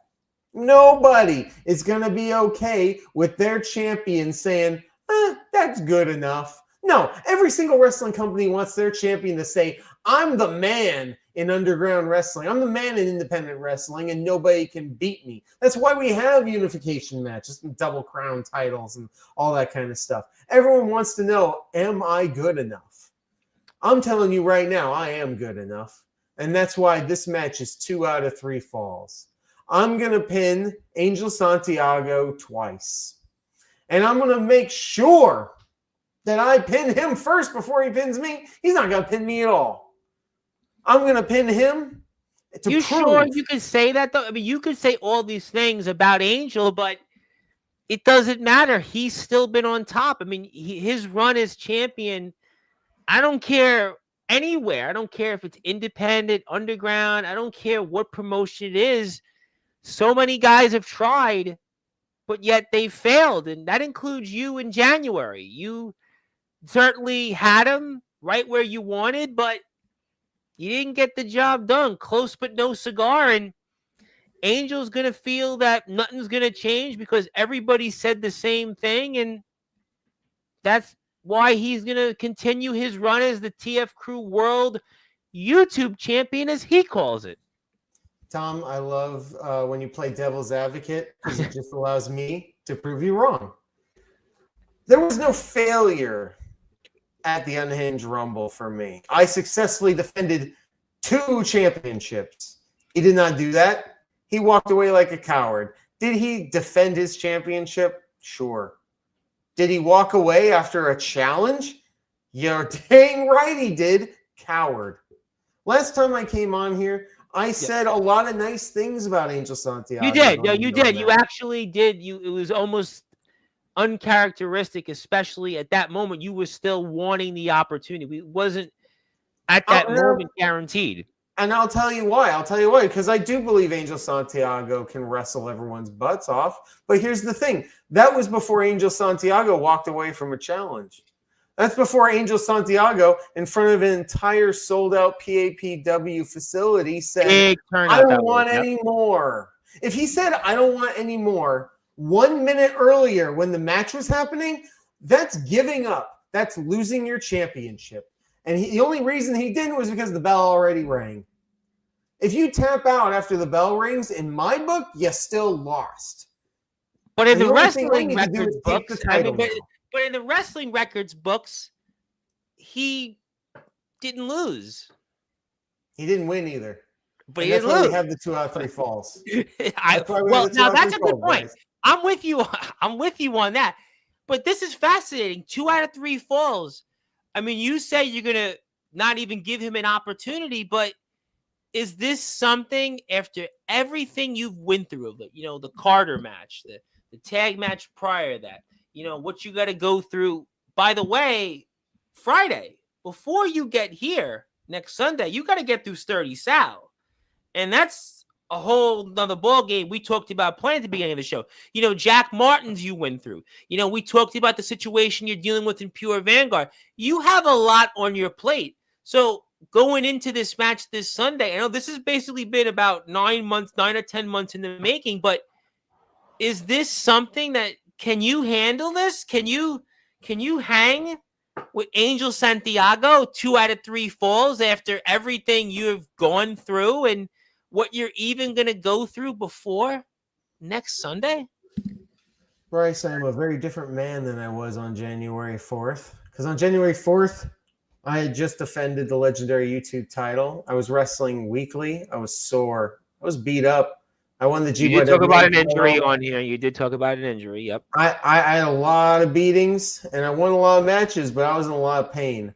And I decided that I was going to have a gut check and wrestle Angel Santiago because I wanted to see in a wrestling situation, could he out wrestle me? And he couldn't do it. He was as good as I was for 19 minutes, and I was ready to go longer. This time, I'm not there to out wrestle Angel Santiago anymore. I know his tricks. I see him coming. I'm gonna go head to head with everything Angel is trying to try and do, underhanded as it may be. I'm not an idiot, Bryce, and you know that. I was also getting my butt whipped every single week, winning or losing. Doesn't matter. I was getting sore. I was getting beat up. Lately, I haven't been going to GTS. I left there. I've been healing. I've been going to the gym. This is real. I've been going to the gym 3 to 5 times a week. Yeah, I saw that. You said you're in the best shape. You've lost weight. I have lost weight. Cardio, constant light training. Getting these Papa Bear pythons. These red. Well, you're gonna need that to be in a match. But you're gonna need to have done those things by hitting the gym, losing weight, gaining muscle. You're gonna have needed to have done those things to go into a match like this because it's not just gonna be a 20-minute time limit draw. I mean, 2 out of 3 falls. I mean, listen, who knows how long you could be out there? So you're going to have needed to have done everything to prepare for this, not only physically, but mentally. Absolutely. And that's why I'm doing these things. I've been doing DDP yoga lately. Let me tell you, that's been a life changer. I'm a high believer in DDP yoga as well. Hey, I feel better than I have in. No, listen. Oh, yeah. I feel better than I have in probably a good year, 2 years, really. And I feel like I'm at the best I've been. And if I was good before, I'm very excited to see the limits I can push myself to now. Because like I said, I am a limits pusher and I will not stop. My brain just it's like going through a tunnel, man. It's like a tunnel vision of like every time I got knocked down, I have to get back up. And I'm not thinking about anything else but getting back up every single time. And that's been the key to success for me. They call me the workhorse. At GTS, every week they say, you were the workhorse. Listen, you were the workhorse champion. Now, listen, we said the same thing here. You were the measuring stick there in GTS. You were going out there every time you were on the air. You defended that championship. You were the measuring stick, no question. And so now all those GTS matches, all those matches of those other companies have now moved to Mat Pro, where I will be defending in the main event. And I'll put my heart and soul into that main event. The very next night, I'm not afraid to say it here on the show, I will be debuting for ISPW. Whoa! And I don't want to say any more than that, but I will be debuting for them September 6th. Wow, that's next week. So right now you're here, but a week from now you're going to be in a ring in ISPW, and then next Sunday afternoon you're going to be in Bristol, Connecticut. Boy, you're a busy man. You got an encore on Friday against Sturdy Sal for Mat Pro Wrestling, defending your grand championship. You're in ISPW the next night, and then Sunday afternoon you're rounding things up with a Day of Atonement. So for 3 days, I'm sure Angel Santiago is going to drink whatever he likes to drink and talk about little strategies and how he's going to fight dirty with all of his boys. And he's going to try and round them up from the yacht or whatever he's on and try to make a plan and try to see how he can run away. And for 3 days straight, I'm going to have a war mindset. You know, when you have that mindset of it's game on and there's nothing else that matters. Laser focused. I'm doing that 3 days straight. So by day 3, I'm going to be so focused. I'm beyond warmed up. And I'm going to have 2 wins under my belt. So I'm going to be more confident than ever. So you're gosh darn right, Tom. I'm going to get that first fall. I'm going to be the first man to pin Angel Santiago in TF Crew history. And then I'm going to do it again. Because when I definitively defeat Angel Santiago 2-0, I will prove that the TF Crew World YouTube Champion is the mountaintop, is the one to watch, is elevating TF Crew to a whole nother level, while being the Mat Pro Wrestling Grand Champion, while being the GBYWN World Champion. Why, Bryce? Why? Because it's the Datitude Era. Well, I know, but you've got a Day of Atonement first to continue that Datitude Era. But there's no question, you talk about your game face. You talk about laser focus, and you're going to need that because what you're facing you're absolutely right. The last time you were here, you were talking about chasing the Mat Pro Wrestling Grand Championship. Obviously, the importance of that we spoke about at the beginning of the show. You've got that. You've got the GBYWN World Championship. Obviously, we know the history and the heritage toward this. But now, you are facing what's in front of you, the opportunity of a lifetime to hold 3 of the most important championships in their significance for heritage. We know the GBYWN, what that stands for. Mat Pro Wrestling, what that stands for. But then the TF Crew and what that stands for in the underground. Because the TF Crew, in many ways, is this very unique thing in the underground. It's a very, very unique product. And you have that opportunity to be that representative. And to be that representative after what Angel Santiago has done as champion. Nobody's pinned him. We're talking about almost 2 years.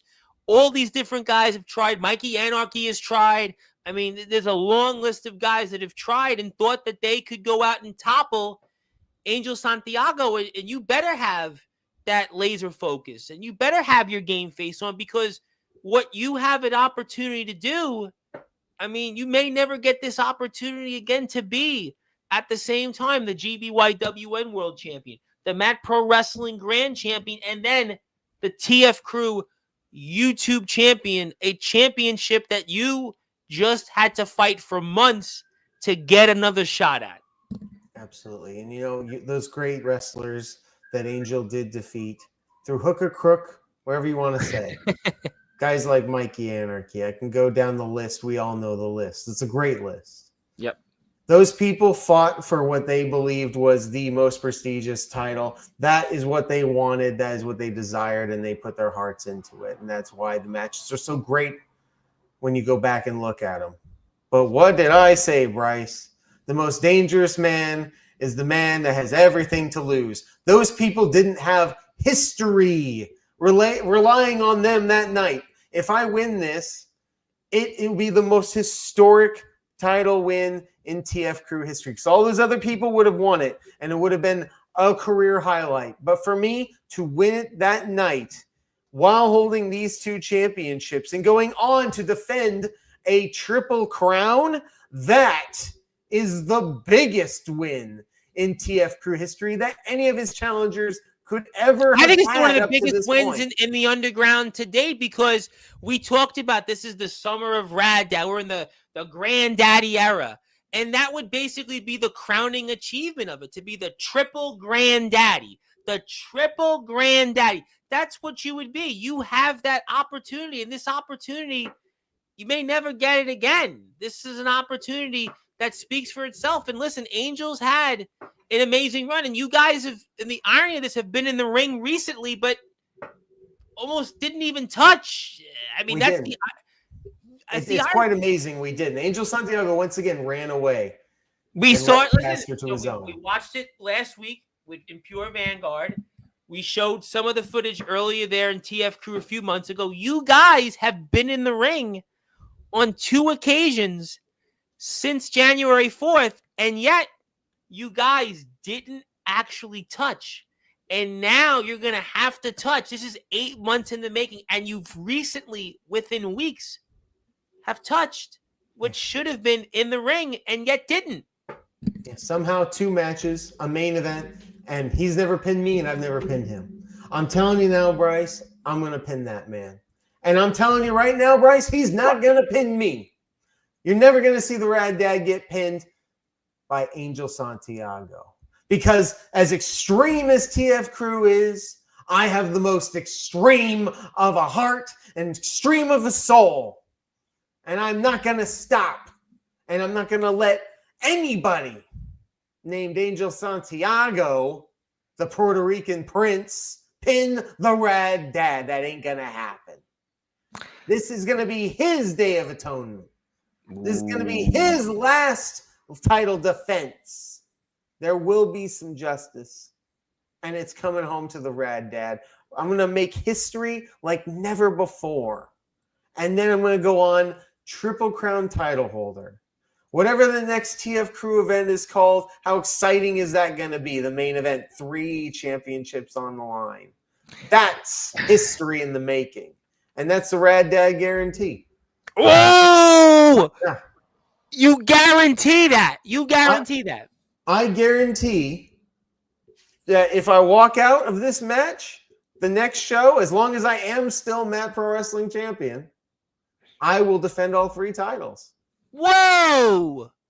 Whoa, ladies and gentlemen, you heard that here first on Sportzwire Radio, that as long as Rad Dad, Radley Belmont, this Friday walks away, still is the Matt Pro Wrestling Grand Champion, on top of that, he's going to take that TF Crew YouTube Championship away from Angel Santiago, and he's going to defend that belt, the Matt Pro Wrestling Grand Championship, and oh, by the way, that GBYWN World Heavyweight Championship. And that's why you need to go out there and buy a ticket. I cannot stress enough before we sign off the importance of going out and supporting live pro wrestling, live wrestling.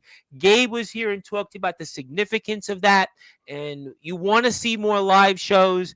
The way to do that is by buying a ticket. I did that even though I'm miles and miles away from Bristol, Connecticut. I still wanted to show my support to all the guys out there that are going to be competing at Day of Atonement. And I want to buy a ticket, and I want you to go out there and do the same. I want you to go out there and go to the Eventbrite page. You can buy a ticket for only $17.89. That's it. It's all it costs. But tax could be 85 cents. That's it. All it costs to go out there and support so many people that we see on Sportswire all the time. Jake Dvorak was here. He's going to be in the ring with Jimmy Controversy. We talked about that. We talked about him, his match with Mikey Anarchy. Oh, by the way, Louis Sr. and Louis Jr. I mean, how about what that's going to be like? I mean, you know what Angel's going to say on Monday. You know, Caster's wrestling Leonidas. We know their history. So you've seen so many of the talent that are going to be there. Please, I can't stress enough the importance of going out and supporting the TF Crew and buying a ticket. This is where wrestling lives. This is the way to support live wrestling. And also, all right, if you can, go out and show up to Matt Pro Wrestling, especially Matt Pro Wrestling. Pure Vanguard's got shows the 27th of September and the 11th. Please go out there and support them. Support all these companies because that's what it's all about. Also, follow the TF Crew on Instagram, YouTube, and Facebook. Please support them. And I can't stress enough. I do want to say hello to my buddy Ace Reed, speaking of Australia, who's out there in his own right training and doing good things. Good day, and I'll check for Baker's phone. Okay, thank you for that. And all right, I want to get to final things. So if you've got an opportunity now, I want to put this out there. Angel's going to be here. He has a lot to say because Caster said a few things about him. He's going to respond to that. He is most certainly going to respond to what you have to say here now. And if you had any final words before next Sunday for Angel Santiago, what would they be? Honestly, it's the same thing I've wanted all along. I want Angel Santiago to come out there and wrestle a good, clean match. And I know he's not going to do it, man. I know he's not going to do it. But I want Angel Santiago to, I don't know, grow. Oh, you talked about Christopher Black, the Unhinged Rumble winner, and you were telling him, why are you with this guy? And you could do things on your own. And Jimmy Controversy's in the syndicate now, so I don't know. Jimmy's weird. Jimmy's a weird one. I don't understand it at all. But Christopher Black, that's a whole nother thing. The man won the entire Unhinged Rumble. I think he's one of the most heralded guys that I watch. You and him did touch in the ring in the match we just saw. He's the Connecticut Crippler for a reason, just saying. And I did not take him lightly, I'll tell you that right now. And when I win the TF Crew Championship, if he wants to come after me, I gladly welcome that. Maybe he'll be the first person I defend this Triple Crown against. I would pay to see that, literally. I would pay again to see it. Absolutely. And I'd love to see it because, like I said, I want the TF Crew champion to be the best champion around. Just like I want the Matt Pro Wrestling to be the best champion around. And if they're all the same guy, so be it. So Christopher Black, I know you got that title shot. Come and get it after Day of Atonement. Well, I'll tell you what, it's going to certainly finally come to a head. Rad Dad wants his Day of Atonement. We're going to see that next Sunday. The doors open 2:30, 3 p.m. is bell time, and the main event of TF Crew's next show, Day of Atonement, will be for that YouTube Championship. Now a 2 out of 3 falls match and no time limit until one man reaches 2 falls, and that is Angel Santiago, who is the reigning defending TF Crew YouTube champion, and of course our guest here tonight, Rad Dad Radley Belmont, who is also the GBYWN World Heavyweight Champion and the Mat Pro Wrestling Grand Champion, and it is also his day here tonight. But Angel will certainly have his day here coming up Monday night, 8:30 p.m. And knowing Angel, he's going to certainly say the complete opposite of what you said, but you probably would expect that. So I want to point out one other thing, a disclaimer to all the TF Crew fans that come out. Yeah. Do not expect a third fall to happen. I don't know. I know you said it on like a lot 4 of people think that this is definitely going to go 3 falls. They're so evenly matched. If it goes only to 2 falls, folks, don't be disappointed. Don't be disappointed. You're going to see a phenomenal wrestling match. Oh, listen, I've been excited about this match for months. I mean, as a fan, leave aside this, as a fan, and I watch like underground wrestling, I'm like, this is to me going to be one of those matches that I really think is going to be one of the best matches we get a chance to see the entire. I think Angel is a fantastic talent. I think what you've done, obviously, we've watched what you've done tonight.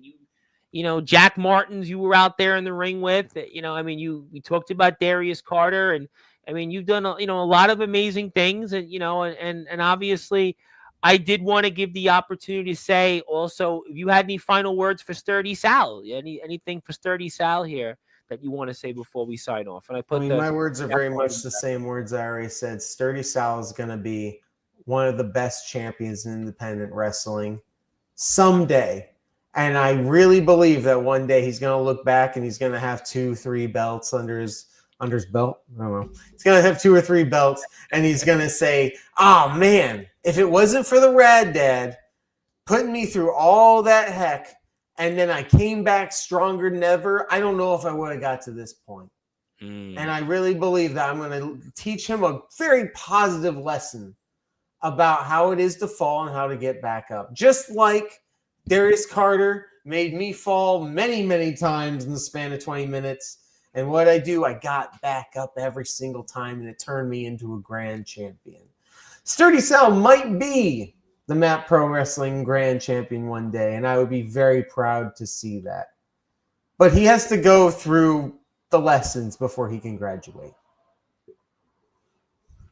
We're going to find that out. Listen, we're going to certainly find that out. There's no question that Rad Dad Radley Belmont has certainly shown the world why he is deserving of being the Mat Pro Wrestling Grand Champion, and that's why there can be no other way. And we will certainly see another encore of a match, and he will be in that main event here coming up on September 5th. And basically what we just saw here, a little bit of that footage against Jack Martins, who, oh, by the way, just wrestled Tank Tolland and is on his way to bigger and better things. And he got through him in a show that was right a few miles away from this little thing called SummerSlam at the East Rutherford YMCA, a place I actually know the East Rutherford YMCA very well. There is no question that we are still living in the Datitude era, and there is no question this has been a rad dad of a summer, and he is the granddaddy of them all. And he's looking to be a triple granddaddy here coming up, and he has that opportunity to be a Triple Crown champion. But first, he's obviously going to go out there and retain his Mat Pro Wrestling Grand Championship, we just saw him do here just now, and he'll be defending that this Friday. You can also see him here coming up on Saturday. He'll be debuting for ISPW, and Sunday, of course, main event. There it is, ladies and gentlemen. There is that championship. It is one of the prettiest belts of them all, one of the prettiest prizes, and he'll be defending that this Friday and Sunday. He's got an opportunity one more time to try to win that TF Crew YouTube Championship, and we'll be talking about that one more time here Monday night. We've talked a lot. I want to pass the baton to you. I want to give you some closing words. Anything else you want to plug, share, or say, and I pass the baton to you. As always, Bryce, I absolutely love our conversations. You are the man. You bring the wrestling world together like very few do. And I appreciate that, but I think I can say for a lot of people out there, Sean Jovi and the like, that we thank you for everything you do on a daily basis. Really, it's phenomenal. That's very nice. And I think if I even have half the work ethic you have for this podcast, stop. For me to be a champion, that would explain why I've been so successful. No, stop. You are. I'm letting you hear it. I'm gonna let you hear it because I believe it. And we all love what you do here, Tom. Yeah. You are the glue. Yeah. Go ahead. You got anything else to say? Because you got the work ethic. Come on. We know you're a double champion. But it's all about the work ethic. It's all about the work ethic. Yeah, I mean, yes, I have work ethic, but you are Rad Dad. You definitely have work ethic. Let's just not say you don't. But,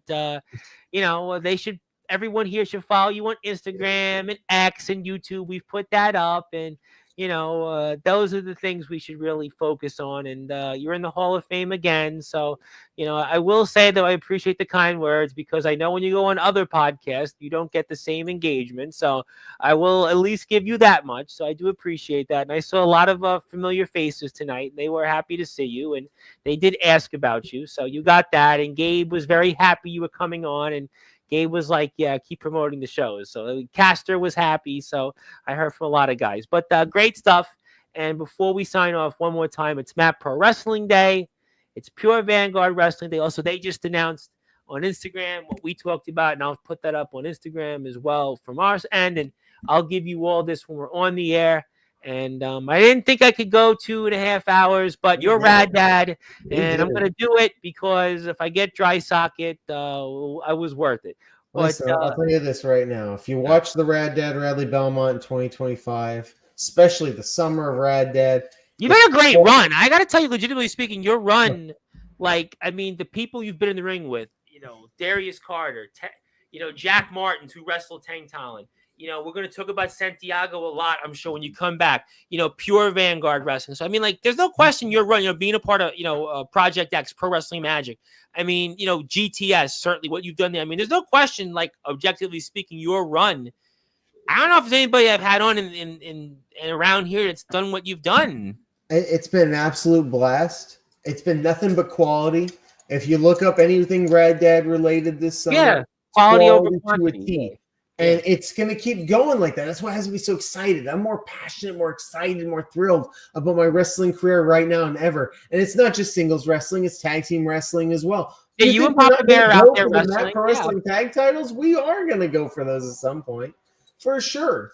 And that's what makes this so thrilling right now. Because the future, anything can happen. Anything can happen. Absolutely. Listen, the sky is the limit. Listen, the sky is absolutely the limit. So, please, if you love me, look at Pure Vanguard Wrestling. Wrecking Ball Legursky, Randy Shawn, legendary indie wrestler. We got, Pure Vanguard. I tell you what, I'm pretty sure I'm going to be talking a lot about Pure Vanguard Wrestling in the future because I definitely established a good rapport with them. So, a lot of the guys like them. And Matt Pro Wrestling, South Philly's finest. I definitely think South Philly's finest is one of the best tag teams around. NWA tag team, by the way. You got Tarzan Duran. I know Tarzan. I've had Tarzan on here. Yeah. the roster is absolutely stacked. I'm so proud to not only defend this in other companies, but to be in a company that has such a stacked roster, really stacked roster. And I'm excited about future. About earlier. There's a lot of guys. Now, listen. Matt Pro's a great roster. Pure Vanguard. We know about them. You're going to be debuting in ISPW. TF Crew, goes without saying. I've had on so many TF. I've pretty much had on the whole roster now, except Christopher Black, really. So and Doc Holliday, because Doc is Doc.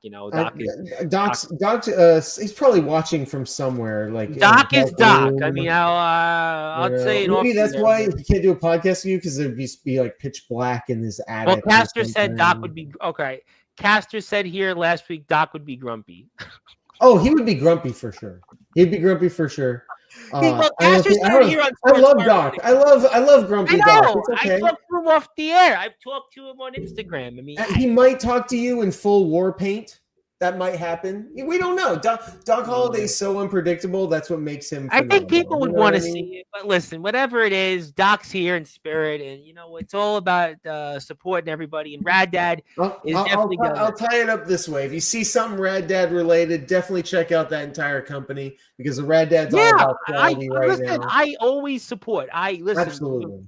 TF and Crew. That's why I support you, Tom. The number one wrestling podcast. I came to you because I wanted to be here tonight to advertise.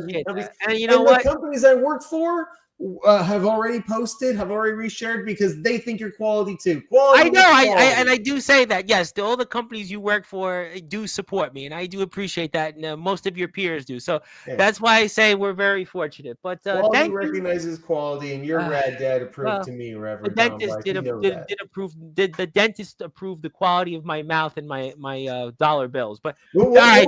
At some point, we'll share a soda together, okay? We will. I would like that, and I hope to see you in person. But, ladies and gentlemen, that is Rad Dad Radley Belmont. He is certainly going to be in action very, very, very soon in places like Matt Pro Wrestling this Friday, an encore against 30 Sal in the main events for his Matt Pro Wrestling Grand Championship. You'll see him debut here coming up this next Saturday at ISPW, and next Sunday in Bristol, Connecticut. He'll be there in the main event, Day of Atonement, against the one and only Angel Santiago for that TF Crew YouTube Championship. You'll also see him in action for Pure Vanguard Wrestling, Nowhere to Run. October 11th, it'll be the Stepdads and the Pure Vanguard Wrestling World Champion Randy Shawn against the Empire.